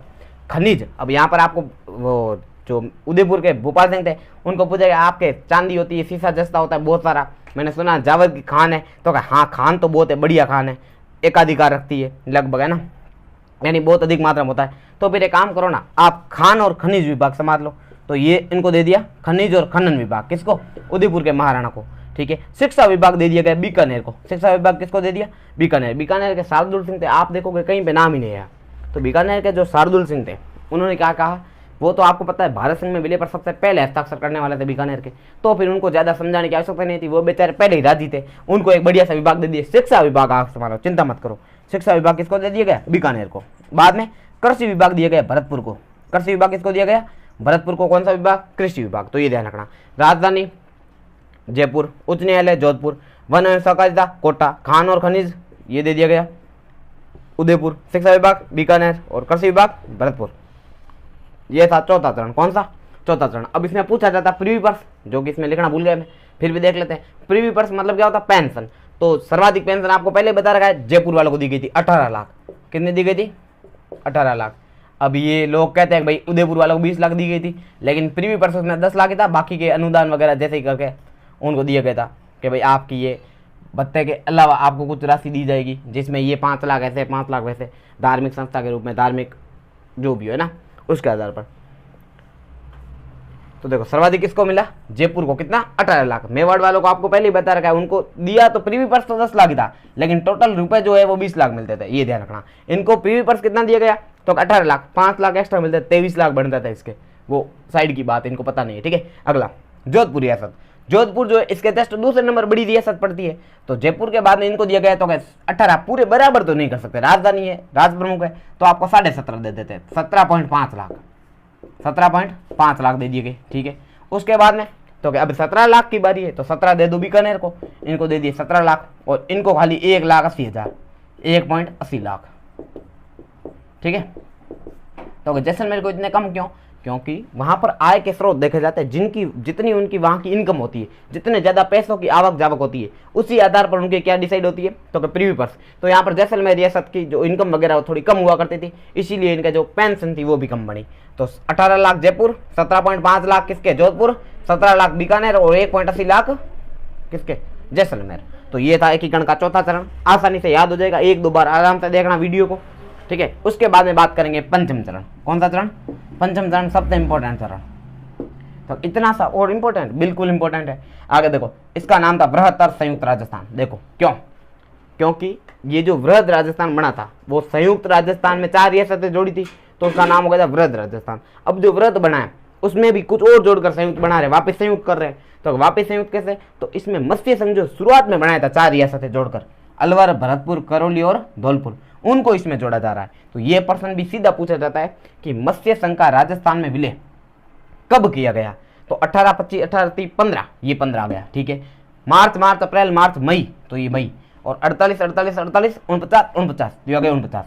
तो ये जो है 15 मई 1949 को, ये काफी बार पूछा जाता है, 15 मई 1949 इस तारीख को जो है मत्स्य संघ को किस में मिलाया गया, राजस्थान में, या फिर बृहद राजस्थान में मिलाया गया, ये आपको याद होना चाहिए, ठीक है। और क्या बनाया गया, बृहत्तर संयुक्त राजस्थान, क्लियर है, 15 मई 1949। या यूं भी पूछा जा सकता है, एकीकरण के कौन से चरण में मत्स्य संघ को मिलाया गया, तो एकीकरण के 5वें चरण में। कौन से चरण में, 5वें चरण में। और ये सबसे इंपॉर्टेंट प्रश्न है और कई बार आ रखा है कि कौन सी समिति की सिफारिश पर मत्स्य संघ को राजस्थान में मिलाया गया था, तो वो थी शंकर देवराव समिति। क्या समिति थी, शंकर देवराय समिति, या फिर आपको ऐसे लिखा हुआ मिल सकता है शंकर राव देव समिति, शंकर राव देव समिति, जो लिखा हुआ मिले आपके कर्म, उसमें चिंता नहीं करनी कि मैंने तो ऐसे पढ़ा था, ये ऐसे कहां से है, कोई फर्क नहीं पड़ना, अपने तो आंसर सही होना चाहिए। तो शंकर देवराव समिति या शंकर देवराय समिति या शंकर राव देव समिति, ये सही है ज्यादा, ठीक है। तो ये जो है ना, इस समिति की सिफारिश पर मत्स्य संघ को राजस्थान के 5वें चरण में मिलाया गया था, ठीक है। तो मत्स्य संघ को राजस्थान के 5वें चरण में 15 मई, कब, 15 मई 1949 को कौन सी समिति, शंकर राव देव समिति की सिफारिश पर मिला गया था। इतनी बात 5वें चरण के बारे में याद रखनी है, ठीक है। उसके बाद का जो चरण है, जिसका नाम है षष्ठम या छठा चरण, उसका नाम रखा गया ओनली राजस्थान। तो अब सारी रियासतें आ गई लगभग, खाली एक सिरोही बाकी है, उसको ले लेते हैं और नाम कर देते हैं पूरा राजस्थान कंप्लीटेड, ठीक है। कुछ 1-2 बाकी रहेगा, वो बाद में देखेंगे। तो नाम रखा गया छठे चरण का राजस्थान, ठीक है, ओके। अब आप देखो रियासतें कौन सी थी, तो रियासतें इसमें थी सिरोही, एक ओनली सिरोही। अब सिरोही जो है आपको पता है विवाद चल रहे थे, जो सरदार वल्लभ भाई पटेल थे, आपको पता ही है, गुजराती थे, तो वो चाहते थे कि सिरोही को गुजरात में रखा जाए। तो क्यों, क्योंकि वहाँ पर पर्यटक स्थल है बढ़िया से, आबू देलवाड़ा है, आबू में आपको पता है एक बहुत बढ़िया पर्यटक का केंद्र है। जबकि बात किया जाए देलवाड़ा का, तो देलवाड़ा में जैन मंदिर है जो कि बहुत प्रसिद्ध है। तो इसलिए वो क्या चाहते थे कि ये आबू देलवाड़ा वगैरह सिरोही का पूरा भाग किसमें जाए, तो क्या सर जाना तो चाहिए किसमें, वहीं पर गुजरात में। वो कौन चाहते थे, सरदार वल्लभ भाई पटेल। लेकिन राजस्थान के लोग जो चाहते थे वो क्या चाहते थे कि भाई ये आ जाए तो राजस्थान में। अब यहाँ पर गोकुल भाई भट्ट हुआ करते थे सिरोही में, ठीक है। और हीरालाल शास्त्री वगैरह, मणिलाल वर्मा वगैरह यही चाहते थे कि गोकुल भाई भट्ट जैसा नेता जो है वो राजस्थान के लिए उपयुक्त है। आपको पता होगा गोकुल भाई भट्ट को राजस्थान का गांधी भी कहते हैं, ठीक है। तो ये गांधी जैसे थे और ये राजस्थान को संभालने के लिए बहुत बढ़िया नेता है, ये राजस्थान में रहना चाहिए, यानी सिरोही किस में होना चाहिए, राजस्थान में, ठीक है। तो सरदार वल्लभ भाई पटेल से अपील की गई कि हमको तो गोकुल भाई भट्ट चाहिए। तो उन्होंने दिमाग लगाया, चाबी घुमाई, तो क्या बात तो सही है, एक काम करते हैं, अपना काम भी हो जाए उनका काम भी हो जाए, सिरोही के 2 भागों में बचेड़ बुला देते हैं। तो उन्होंने क्या किया, सिरोही लिया, बचेड़ बुला दिया, क्या किया, 2 भागों में तोड़ दिया। ये मान लो सिरोही है, इसको यूं तोड़ दिया, तो क्या ये सिरोही आपका, ये सिरोही गुजरात का। तो ऐसा कर क्यों रहे हो, मेरी इच्छा मर्जी मारी, ठीक है, ऐसे किया गया। अब ये देखो, तो आबू देलवाड़ा इसमें आ गया, इस प्रकार से तोड़ा। देखो दिमाग कितना है गुजरातियों में, ये आबू देलवाड़ा, तो ये वाला क्षेत्र तो गुजरात में पटक दिया। और यहाँ पर जो क्षेत्र था हातल क्षेत्र, कौन सा क्षेत्र, हातल, जाके वो थे कौन, गोकुल भाई भट्ट। तो ये ले जाओ, आपने गोकुल भाई भट्ट मांगे थे, आपको पकड़ा दिए। अब वो फिर से नाराज, ये तो गलत बात हो गई हमारे साथ, ठीक है। तो फिर उन्होंने कहा चलो कुछ नहीं, हमको तो आबू देलवाड़ा वगैरह सब कुछ चाहिए। तो छठे चरण में एक बार उनको सिरोही मिला था कुछ, ठीक है, तो आधी मांगे इनकी पूरी हुई, तो रियासत एकमात्र सिरोही मिली, लेकिन उसमें आबू देलवाड़ा का पार्ट नहीं था। तो आबू देलवाड़ा के अतिरिक्त पूरी सिरोही किसमें आ गई थी, छठे चरण में राजस्थान में मिल चुकी थी। क्लियर है। उद्घाटन फोन उसके बाद देखो उद्घाटन हुआ 26 जनवरी 1950 को। 26 जनवरी 1950 को क्या हुआ, उद्घाटन, कौन से चरण का, राजस्थान के एकीकरण का छठे चरण का। 26 जनवरी 1950 को क्या हुआ, उद्घाटन। तो आपको ध्यान रखना है राजस्थान का नाम राजस्थान कब हुआ, तो ये हुआ था 26 जनवरी 1950, या ऐसे पूछ सकता है विधिवत रूप से, औपचारिक रूप से राजस्थान का नाम राजस्थान कब हुआ, 26 जनवरी 1950 एकीकरण के छठे चरण में। क्लियर है भाई। उसके बाद देखो, जब ये एकीकरण हो गया, यानी कि अब एकीकरण कंप्लीट है, तो आपको पता है 26 जनवरी 1950 को भारत का संविधान लागू होता है। और उसके तहत एक बात कही जाती है कि भाई भारत का क्या लागू हो रहा है, संविधान। इसके अनुसार देश का तो होता है प्रधानमंत्री और राज्यों का होगा मुख्यमंत्री। राज्यों का क्या होगा, मुख्यमंत्री। तो आप जो ये राज्यों में प्रधानमंत्री पद लगाए जा रहे हो, इसको हटाया जाए, तो अपना क्या करना है, मुख्यमंत्री बनाना है। तो जो प्रधानमंत्री बने हुए थे पहले, उन्हीं को क्या बना दिया गया, मुख्यमंत्री। तो एकीकरण के छठे चरण में प्रथम मनोनीत मुख्यमंत्री किसको बनाया गया, हीरालाल शास्त्री जी को। ये क्लियर है। तो राजस्थान के प्रथम मनोनीत मुख्यमंत्री कब बनाए गए, 26 जनवरी 1950 को। किसको, हीरालाल शास्त्री को। क्लियर होना चाहिए भाई, ठीक है। तो सिरोही भी आ गई थी। अब आप देखोगे 19 रियासतें कंप्लीट है, ठीक है, 19 रियासतें आ चुकी थी। अब सिरोही का आबू देलवाड़ा लेना है और एक अजमेर मेरवाड़ा लेना है, केंद्र शासित प्रदेश। तो वो आ जाएगा एकीकरण के 7वें चरण में। कौन से चरण में, ये एकीकरण का 7वां चरण। अब आप देखो 7वां चरण का नाम होगा वर्तमान राजस्थान, यानी अब जो है पूरा राजस्थान कैसे बना। तो ये जो सिरोही गया था, तो यहाँ के लोगों ने विरोध किया। उन्होंने कहा हमको तो सिरोही का इंच सेंटीमीटर चाहिए पूरा। आबू देलवाड़ा छोड़ो, मैं आपको 1 सेंटीमीटर नहीं लेने दूं। बलवंत सिंह वगैरह यहाँ के कुछ महान नेता वगैरह हुआ करते थे, वो चाहते थे सिरोही का एक पार्ट आए। तब उन्होंने फिर से जवाहरलाल नेहरू को लेटर लिखा कि भाई हमने तो देखो गोकुल भाई भट्ट मांगा, मतलब सबसे पहले गोकुल भाई भट्ट मांगा, तो सरदार वल्लभ भाई पटेल ने टपोर बना के गोकुल भाई भट्ट वाला पार्ट दे दिया और आबू देलवाड़ा हटा दिया। हमको तो सिरोही का इंच सेंटीमीटर चाहिए, ठीक है। बाद में कालांतर में क्या होता है, जब ये चरण पूरा होता है 26 जनवरी 1950, हाँ, तो 1952 वगैरह में इनकी मृत्यु हो जाती है, किसकी, सरदार वल्लभ भाई पटेल की। तब अब जवाहरलाल नेहरू ने सोचा कि अब जो है वापस निपटारा किया जाए। और 1953 में, कब, 1953 में एक आयोग बनाया गया जिसका नाम था राज्य पुनर्गठन आयोग। क्या नाम था, राज्य पुनर्गठन आयोग। 22 दिसंबर 1953 को बनाया गया। कब बनाया गया, 22 दिसंबर 1953। उसके तहत सभी राज्यों को उतल पुतल किया गया वापस थोड़ा सा कि भाई जो पार्ट आपको चाहिए वो ले जाओ। तो इसके अनुसार जब ये जो आबू देलवाड़ा था, वो फिर जवाहरलाल नेहरू ने वगैरह ने ये जो आज राज्य पुनर्गठन आयोग, इसके आधार पर वापिस राजस्थान में मिलाया गया और राजस्थान के एकीकरण का 7वां चरण कंप्लीट होता है। और 7वें चरण में क्या हुआ था, तो एक तो आबू देलवाड़ा लाया गया जो कि गुजरात में भेज दिया गया था, एक अजमेर मेरवाड़ा को जोड़ा गया जो कि जोड़ना बाकी था, यानी वो केंद्र शासित प्रदेश था। अब आप देखो, एक था सुनील टप्पा, ठीक है, एक था सुनील टप्पा और एक था सिरोंज। तो सुनील टप्पा को तो क्या किया गया, राजस्थान में जोड़ा गया। ये मध्य प्रदेश से राजस्थान में लिया गया, यानी झालावाड़ में, ठीक है। जबकि सिरोंज जो है, क्या है, सिरोंज को झालावाड़ या राजस्थान से, ये कम झालावाड़ी शायद है ना, तो सिरोंज को जो है वो राजस्थान से लेकर मध्य प्रदेश में पटक दिया गया, यानी सुनील टप्पा सिरोंज गप्पा, इसको भेज दिया। तो सुनील को तो टप्पा ढूंढाया गया, कहाँ से, तो मध्य प्रदेश से राजस्थान में, और सिरोंज को वापस भेज दिया गया, हिसाब बराबर। तो ये था राजस्थान के एकीकरण का 7वां चरण। आबू देलवाड़ा को जोड़ा गया, अजमेर मेरवाड़ा को जोड़ा गया, सुनील टप्पा को जोड़ा गया, सिरोंज को हटाया गया। ये था एकीकरण का 7वां चरण। ये हुआ कब, तो 1 नवंबर 1956 को। कब, 1 नवंबर 1956। अब कोई सोचे कि 5वें चरण में ये सारे पदाधिकारी कहाँ गए, सेम टू सेम थे, फोटोकॉपी, ठीक है, ये ध्यान रखना। और छठे चरण में आधे से ज्यादा पदाधिकारी फ्री हो गए थे, क्योंकि अब यहाँ पर राजस्थान का एकीकरण लागू हो चुका है। एकीकरण मतलब वो संविधान लागू हो चुका है। तो उस समय प्रधानमंत्री की जगह क्या बना दिया गया, मुख्यमंत्री, और ये बाकी सारे पदों का लगभग फ्री किया गया, लगभग सेम ही रहते, ठीक है, ये ध्यान रखना। उसके बाद में 7वां चरण जो था वो 1 नवंबर 1956 को हुआ था। अब उसी समय राज्य पुनर्गठन नाम का एक आयोग गठित हुआ था पहले ही 22 दिसंबर 1953 को। ये ध्यान रखना, ये पूछा जाता है राज्य पुनर्गठन आयोग का गठन हुआ 22 दिसंबर 1953। इसके अध्यक्ष कौन थे? जस्टिस फजल अली। कौन थे? ये भी पूछा गया अभी शायद वीडियो के पेपर में था। ठीक है, जस्टिस फजल अली किसके थे? राज्य पुनर्गठन आयोग के। सचिव थे VP Menon, same to same VP Menon. सदस्य कितने थे? तो हृदयनाथ कुंजरू और सरदार पन्नीकर, ये दोनों थे। कौन थे? हृदयनाथ कुंजरू और सरदार पन्नीकर, ये राज्य गठन पुनर्आयोग के क्या थे? सदस्य। और अध्यक्ष पूछे तो जस्टिस फजल अली। तो इसने अपनी सिफारिशें कब दी? तो क्या सितंबर 1955 को सौंपी। ठीक है, अब सितंबर 1955 को सिफारिश आ गई तो 1 नवंबर 1956 को 7वें संविधान संशोधन के रूप में उन्हें लागू किया गया। तो ये पूछा जाता है 7वां संविधान संशोधन कब लागू हुआ? 1 नवंबर 1956 को। और ये कौन सी सिफारिशें थी? राज्य पुनर्गठन आयोग की सिफारिशें। अब इसके अनुसार देखो, इसने कहा कि इस आधार पर राज्यों में राज्यपाल होगा, न कि राज प्रमुख। तो राज प्रमुख का पद को हटाया गया और राज्यपाल पद का सृजन किया गया, यानी निर्माण किया गया। तो ये ध्यान रखना। और राजस्थान का प्रथम राज्यपाल किसे बनाया गया?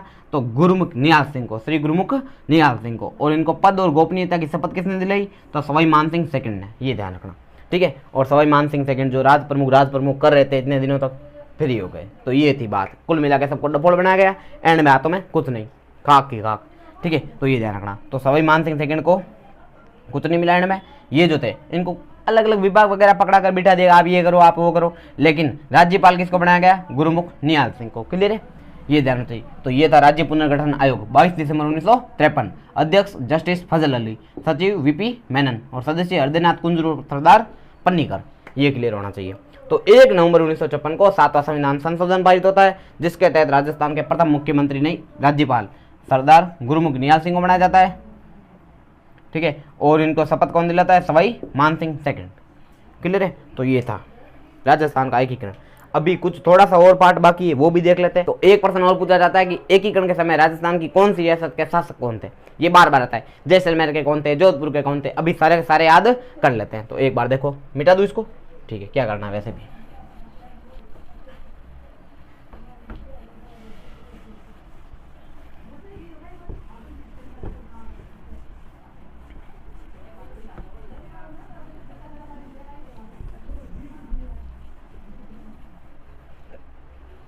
जैसा कि आपको पता है राजस्थान में 19 रियासतें हुआ करती थी। 19 के 19 देखेंगे। ठीक है, तो सबसे पहले तो आप देख लो, ये 19 रियासतों की बात करते हैं। 19 रियासतें। अब आपको एकीकरण में जैसे जैसे पढ़ा वैसे के वैसे पढ़ेंगे। पहले चरण में, ये फर्स्ट चरण वाइज भी आपको वापस रिपीट हो जाएगा। तो चरण में पहले में अलवर, भरतपुर, करौली और धौलपुर, ये 4 सबको याद है भाई? तो क्या सर ये तो याद ही है, बचपन से पढ़ते आ रहे हैं। ठीक है, ये पहला चरण कंप्लीट। सेकंड चरण की बात करते हैं। कोटा की बीबी डीपीएस जेटी। तो कोटा का कोटा, ठीक है, की से किशनगढ़, ये किशनगढ़। कोटा की बीबी, तो बी से बांसवाड़ा, बी से बूंदी, कोटा की बीबी डीपीएस जेटी। डी से Dungarpur, Dungarpur jetty DPS. P से प्रतापगढ़, ये प्रतापगढ़। ठीक है, जे से झालावाड़, डीपीएस जेटी है ना, डीपीएस। अच्छा, शाहपुरा बाकी है, ये शाहपुरा। डीपीएस जेटी, जे से झालावाड़, ये झालावाड़। ठीक है, और टी से टोंक, तो ये झालावाड़ और टोंक। तो ये हो गई 9 रियासत है। देखो 4 और 5 9। सेकंड चरण कंप्लीट। अब आ जाएगा थर्ड चरण। थर्ड चरण में आपको पता ही ओनली फॉर उदयपुर को मिलाया गया था। ये उदयपुर, या इसको क्या कह सकते हैं? मेवाड़ कह सकते हैं। क्लियर है। उसके बाद चौथा चरण आता है, ये फोर्थ चरण। फोर्थ में आपको पता है क्या जोड़ा गया था? 4 रियासत जोड़ी गई थी। जयपुर, ये आपके सामने ही है, देख लो। जयपुर, बाद में जोधपुर। राइटिंग थोड़ी खराब है भाई, ध्यान रखना। जयपुर, जोधपुर, बाद में जैसलमेर, ये जैसलमेर, बाद में बीकानेर। ये 4 जोड़ दी। ठीक है, अब आप देखो कितनी हो गई। तो ये 4 9 और 4 13, 4 सही है। 9 और 4 13, 13 और 14, 14 और 4 18 कंप्लीट हो गई। 5वें चरण में आपको पता है कुछ नहीं जोड़ा गया। 5वें चरण में खाली मत्स्य संघ को मिलाया गया था, तो उसको छोड़ो। ये आ गया छठा चरण। छठे चरण में आपको पता है किसको जोड़ा गया? सिरोही को जोड़ा गया। ये सिरोही, ये हो गई राजस्थान की रियासतें कंप्लीट। ठीक है, देखो अब आप देखो 19 हुई कि नहीं हुई। तो पहले चरण में 4, दूसरे में 9, 4 और 9 13, 9 और 4 13। ठीक है, उसके बाद में तीसरे चरण में 1, तो 14, बाद में 4 और, तो 14 और 18, 18 और 1 19, तो ये 19 रियासत है। अब इनके शासकों की बात करते हैं। तो सबसे पहले देखो अलवर में आपको पता है कौन सा है, तो सर अलवर का तो हमको याद ही रहता है, सबसे पहले इसी रियासत को जोड़ा गया था और किसको हटा गया था, तो तेज सिंह को गिरफ्तार किया गया था, ये तेज सिंह हिरासत में लिया गया था। उसके बाद में भरतपुर में आपको पता है अपना शासन स्वयं सौंप दिया था, नाम क्या था, बृजेंद्र सिंह, ये बृजेंद्र सिंह, ठीक है। उसके बाद यदि बात करें करौली की, तो गणेश पाल वासुदेव, ये गणेश पाल देव या वासुदेव जो लिखो आपके क्रम। उसके बाद देखो धौलपुर के आपको पता है उदयभान सिंह, ये धौलपुर के उदयभान सिंह, सबसे एंड में साइन करने वाले उदयभान सिंह, ठीक है। उसके बाद देखो कोटा, कोटा के भीम सिंह, ये भीम सिंह किसके थे, कोटा के थे। उसके बाद बात करें किशनगढ़ के, किशनगढ़ के थे सुमेर सिंह, कौन थे, ये सुमेर सिंह। बांसवाड़ा, बांसवाड़ा का आपको पता ही कौन सा है, चंद्रवीर सिंह, मैं अपने डेथ वारंट पे साइन कर रहा हूँ, ये चंद्रवीर सिंह। उसके बाद बूंदी, बूंदी के थे बहादुर सिंह, जो कहाँ गए थे, मेवाड़ में गए थे, आपको पता होगा। तो कोटा वालों की शिकायत लगे क्या भाई मेरे को राजप्रमुख बनाना चाहिए, इनको बना रहे हैं, तो ये बूंदी के बहादुर सिंह, ठीक है। डूंगरपुर के आपको पता होना चाहिए, डूंगरपुर के कौन थे भाई, तो डूंगरपुर के थे लक्ष्मण सिंह, ये डूंगरपुर के लक्ष्मण सिंह, ठीक है। उसके बाद प्रतापगढ़, प्रतापगढ़ के प्रताप सिंह, इसमें कोई बड़ी बात ही नहीं है, ये प्रतापगढ़ के प्रताप सिंह लिखना है, ठीक है, ये प्रताप सिंह। उसके बाद देखो बस शाहपुरा, शाहपुरा का आपको पता है सुदर्शन देव, कौन थे, सुदर्शन देव, जिन्होंने अजमेर मेरवाड़ा में मिलने से विरोध किया था, सुदर्शन देव, ठीक है। उसके बाद झालावाड़, झालावाड़ में थे, झालावाड़ में कौन थे, बहादुर थे, ये बहादुर, कौन से बहादुर थे, तो झालावाड़ में बहादुर थे, एक नाम क्या था बहादुर का, चंद्रशेखर नहीं थे तो बहादुर, ये मेरे को जितना याद आ रहा है। उसके बाद हम टोंक में देखते हैं, तो टोंक में अजीजुद्दौला, ये अजीजुद्दौला, ये अजीजुद्दौला, टोंक में अजीजुद्दौला, ठीक है। उसके बाद हम देखो नेक्स्ट यहाँ पर उदयपुर, उदयपुर या मेवाड़, मेवाड़ में कौन थे, तो उदयपुर या मेवाड़ में आपको पता है महाराणा भूपाल सिंह, ये महाराणा भूपाल सिंह, ये महाराणा भूपाल सिंह। उसके बाद देखो जयपुर, जयपुर का आपको पता है सवाई मान सिंह सेकंड, सवाई मान सिंह सेकंड। जोधपुर, जोधपुर में हनुमंत सिंह, जो कि पाकिस्तान के साथ जिन्ना के साथ मीटिंग कर रहे थे, हनुमंत सिंह, ठीक है। उसके बाद में यदि बात करें रघुनाथ सिंह थे जैसलमेर में, रघुनाथ सिंह, ये रघुनाथ सिंह, ठीक है। बीकानेर का आपको पता है शार्दुल सिंह, सबसे पहले हस्ताक्षर करने वाले विलय पत्र पर शार्दुल सिंह। और सिरोही का आपको पता है अभय सिंह, सिरोही में कौन थे, अभय सिंह। तो ये सारे सारे, अब ये झालावाड़ के कौन थे, कौन से बहादुर थे, चंद्रशेखर बहादुर थे, ऐसा कुछ नाम था शायद, हरीश बहादुर, वेरी गुड, याद आ गया, ये हरीश बहादुर थे, कौन थे, हरीश बहादुर। तो ये सारी की सारी 19 रियासतों के क्या है, शासक है। अब 3 ठिकाने थे, उनको क्यों छोड़े, वो भी साथ में लपेट लेते हैं। एक बार देखो 3 ठिकाने यहीं पर लपेटते हैं, ठीक है। सबसे पहला ठिकाना तो सर कुशलगढ़, और इसकी आपको ट्रिक भी बताई थी इस बार, कुशलगढ़, ये नीमराणा, नकुल है ना, कुशलगढ़, नीमराणा और लावा। एक बात जिला देख लो, कुशलगढ़ कहाँ पर है, तो सर कुशलगढ़ बांसवाड़ा जिले में, राजस्थान की सबसे दक्षिणी तहसील, ठीक है। नीमराणा तो सर अलवर जिले में, और लावा एकीकरण के समय जयपुर में था, वर्तमान टोंक में, क्लियर है।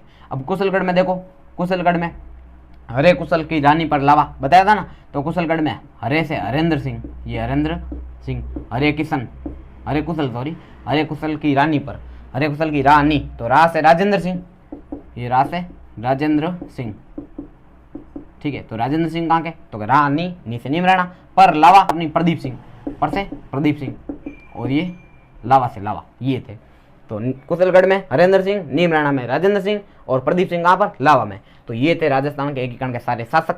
अब कुछ इंपॉर्टेंट फैक्ट देखते हैं जिनसे सीधे प्रश्न आ सकते हैं, उसके पीछे ढाल है, ठीक है। अब ये वीडियो जाएगा कंप्लीट, बाद में खुद बता देना वीडियो कैसा था। अगर बढ़िया लग रहा हो तो अभी भी लाइक कर देना, थोड़े से फैक्ट बाकी है, अभी लेते हैं। हाँ, तो हमने एकीकरण का पूरा बजट बुला दिया है, पूरा एकीकरण पढ़ लिया अच्छे से। अभी हम कुछ इंपॉर्टेंट फैक्ट प्रश्न देख लेते हैं जिनसे काफी बार प्रश्न आ जाता है ना, तो और प्रश्न आ भी रखा काफी बार। तो सबसे पुरानी रियासत पूछे तो आपको पता होना चाहिए मेवाड़ जैसी पुरानी रियासत कोई नहीं, ठीक है। मेवाड़ या इसका दूसरा नाम आपको पता है भाई उदयपुर, मेवाड़ या उदयपुर सबसे प्राचीन या पुरानी रियासत। उसके बाद पूछे सबसे नवीन रियासत कौन सी थी, तो ध्यान रखना अंग्रेजों द्वारा बसाई गई झालावाड़ रियासत सबसे नवीन रियासत की श्रेणी में आती है, सबसे नवीन रियासत झालावाड़। उसके बाद में यदि बात करें क्षेत्रफल की दृष्टि से सबसे बड़ी रियासत, तो क्षेत्रफल की दृष्टि से सबसे बड़ी मेवाड़ नहीं है, ये ध्यान रखा जाए, मारवाड़ रियासत है। कौन सी रियासत है? मारवाड़, या बोले तो जोधपुर।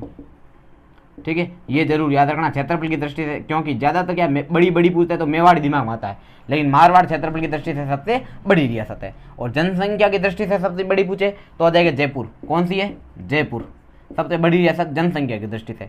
और क्षेत्रफल तथा जनसंख्या दोनों की दृष्टि से सबसे छोटी रियासत एक ही है, जिसका नाम है शाहपुरा भीलवाड़ा। क्या नाम है? शाहपुरा भीलवाड़ा। ये क्लियर होना चाहिए। क्लियर है? अभी भीलवाड़ा हो सकता है शाहपुरा नया जिला भी बन जाए, ऐसी घोषणाएं चल रही है। नेक्स्ट है एकमात्र मुस्लिम रियासत, बोले तो टोंक। कौन सी थी? टोंक रियासत। ठीक है, एकमात्र मुस्लिम रियासत। और ऐसा भी कहा जाता है, काफी लोग कहते हैं कि जोधपुर के साथ साथ ये भी पाकिस्तान में मिलना चाहती थी, लेकिन पॉसिबल नहीं, बीच में आती थी। ठीक है, आगे देखो, जाट रियासतें कौन सी थी? दो रियासतें जाट रियासतें थी, जिसका नाम है धौलपुर और भरतपुर। ये धौलपुर व भरतपुर, ये भरतपुर धौलपुर। उसके बाद हम बात करें एकीकरण के समय लगा समय, मतलब एकीकरण में कितना समय लगा? तो 8 वर्ष 7 माह 14 दिन। क्लियर है? और ये तो याद हो गया होगा मेरे हिसाब से। अगला देखो, एकीकरण के समय ध्यान रखना, भारत में 3 श्रेणियां हुआ करती थी। ठीक है, एकीकरण के समय भारत में कितनी श्रेणियां थी? 3। और इससे प्रश्न आ रखा है, प्रश्न था राजस्थान कौन सी श्रेणी में आता था? तो ध्यान रखना ए बी सी। तो ए में तो वे श्रेणी आती थी, यानी कि वे जगह आती थी जहां पर सीधा सीधा सरकार का शासन था, यानी कि गवर्नर जनरल बैठता था। जैसे बिहार, मुंबई, मद्रास, ऐसी जगह है ना, जहां पर सीधा सरकार का शासन था डायरेक्ट, और गवर्नर जनरल बैठता था, तो उनको अपन बोलते थे ए श्रेणी या फिर प्रथम श्रेणी। ठीक है, जबकि एक प्रश्न आया था कि राजस्थान कौन सी श्रेणी में आता था, उसमें था प्रथम, द्वितीय, तृतीय, चतुर्थ, इसलिए बी और द्वितीय दोनों लिखे मैंने। ठीक है, कोई लोग बोलेंगे, कमेंट करेंगे सर बी श्रेणी होती है, द्वितीय क्यों लिखा? ऐसा प्रश्न आ रखा है। ठीक है, तो जहां पर राज प्रमुख बैठता था, क्या बैठता था? राज प्रमुख होता था, राजा होता था, तो उसको अपन बोलते थे बी श्रेणी। जैसे राजस्थान, आपको पता है राजस्थान में राज प्रमुख थे एकीकरण के समय। तो ये प्रश्न आ रखा है कि राजस्थान कौन सी श्रेणी में आता था, क्या लिखोगे? बी श्रेणी या फिर द्वितीय श्रेणी। जबकि और ये इसमें मध्य भारत की काफी रियासतें शामिल थी। एक पूछा जाता तृतीय श्रेणी में किसको रखा गया या फिर सी श्रेणी में किसको रखा गया। और ये भी प्रश्न आता है चीफ कमिश्नरी क्षेत्र, ये कौन से थे? तो क्या सी श्रेणी या फिर तृतीय श्रेणी। और राजस्थान का एक भाग था अजमेर मेरवाड़ा, वो इसमें आता था। और भारत के 4 जगह ऐसी थी जो कि चीफ कमिश्नरी थी, जिसमें देखो ए बी सी डी, इसकी भी ट्रिक क्या है? A B C D. Ajmer Merwara, B से बलूचिस्तान, सी से कुर्ग और डी से दिल्ली। ठीक है, अजमेर मेरवाड़ा, बलूचिस्तान, कुर्ग और दिल्ली, ये सारे चीफ कमिश्नरी क्षेत्र हुआ करते थे। क्लियर है भाई? ये ध्यान रखना। अगला नेक्स्ट है जनतांत्रिक, पूर्णतः जनतांत्रिक, या फिर ऐसे पूछ सकते हैं पूर्णतः उत्तरदायी शासन स्थापित करने वाली रियासत। एकमात्र रियासत थी शाहपुरा। कौन सी रियासत थी? शाहपुरा। ये ध्यान रखा जाए। तो शाहपुरा एक ऐसी रियासत थी जिसने पूर्णतः जनतांत्रिक एवं कैसा उत्तरदायी शासन स्थापित किया था। अगला अन्य महत्वपूर्ण प्रश्न में और देख लेते हैं कुछ जो पेपर में आ रखे। तो अंग्रेजों के साथ संधि करने वाली प्रथम रियासत, ये एकीकरण से रिलेटेड नहीं है। ठीक है, 1-2 प्रश्न। तो अंग्रेजों के साथ सबसे पहले संधि किसने की थी? तो वो थी करौली रियासत। कौन सी थी? ये करौली ने सबसे पहले अंग्रेजों के साथ संधि की थी। ठीक है, ध्यान रखना। उसके बाद पूछे विस्तृत और व्यापक रूप से सबसे बड़े स्तर पर संधि किसने की थी अंग्रेजों के साथ? तो वो थी कोटा रियासत। कौन सी थी? कोटा। और यदि बात करें सबसे अंत में, यानी अंतिम जो रियासत थी जिसने अंग्रेजों के साथ संधि की, वो थी सिरोही। कौन सी थी? सिरोही। उसके बाद में ये प्रश्न आ रखा आरएस वगैरह मार रखा। ठीक है, ध्यान रखना। देखो हरिभाऊ उपाध्याय द्वारा प्रकाशित समाचार पत्र कौन सा था? जिसका नाम था त्याग भूमि। क्या नाम था? ये त्याग भूमि। और आपको पता ही है हरिभाऊ उपाध्याय क्या थे? तो राजस्थान में अजमेर मेरवाड़ा में उसकी प्रत्यक्ष से विधानसभा हुआ करती थी, जिसमें 30 सदस्य थे। उसका नाम था धारासभा। उसके एकमात्र मुख्यमंत्री कौन थे? हरिभाऊ उपाध्याय। ये ध्यान रखना। उसके बाद में तोप की सलामी का अधिकार नहीं था। तो एक तो ठिकानों को, ये प्रश्न भी आ रखा है। प्रश्न नहीं होता निम्न में से किसे तोप की सलामी का अधिकार नहीं था। ठीक है, तोप की सलामी यानी कि उसको बोलते हैं, तोप को क्या बोलते हैं? तोप सैल्यूट ऐसा होता है ना, उसकी सलामी का अधिकार नहीं था। तो उसमें था कुशलगढ़, नीमराणा, लावा, तीनों। तो तीनों ही राइट आंसर था। यानी कि ठिकानों को तोपों की सलामी का अधिकार नहीं था। और रियासतों को था। अब रियासतों में भी 2 को नहीं था, एक किशनगढ़, ये आपको पहले बता रखा है, एक किशनगढ़, एक शाहपुरा। इन दोनों को जो है वो रियासत होते हुए भी तोप सलामी का अधिकार नहीं था। ये ध्यान रखना। क्लियर है भाई? अगला देखो, नेक्स्ट है मत्स्य संघ का कौन सा राज्य बहुमत के आधार पर यूपी में मिलना चाहता था? ये प्रश्न आ रखा है पेपर में। ये सारे पुराने पेपरों के प्रश्न ही लिए। ठीक है, ध्यान रखना। तो मत्स्य संघ का कौन सा राज्य बहुमत के आधार पर यूपी में मिलना चाहता था या मिलना चाहती थी? कौन सी रियासत? तो ये जरूर ध्यान रखना, इसका आंसर धौलपुर को माना गया था। किसको माना गया था? धौलपुर। ये ध्यान रखना। सबसे पहले इसमें अलवर, भरतपुर, करौली, धौलपुर ये रियासतें थी। ये दोनों तो राजस्थान में आ गई थी, अलवर और करौली, ठीक है। भरतपुर भी बाद में एंड में मान ही गया था, लेकिन धौलपुर जो वो एंड तक लड़ता रहा कि मैं यूपी में जाऊंगा, इसीलिए इसका आंसर जो है वो धौलपुर को माना गया था। ये जरूर ध्यान रखें भाई। और एक आपको पता है 5वां चरण जरूर रट लेना, क्योंकि 5वें चरण के आधार पर आपको पता है मत्स्य संघ को राजस्थान में मिलाया गया था शंकरराव देव समिति की सिफारिश पर। तो ये था अपना कंप्लीट वीडियो राजस्थान एकीकरण का। आशा करता हूँ वीडियो आपको जोरदार लगा होगा। अगर वीडियो अच्छा लगा हो तो लाइक, शेयर और सब्सक्राइब जरूर करें, और वीडियो कैसा लगा एक बार जरूर कमेंट में बताएं। बहुत बहुत धन्यवाद, थैंक यू।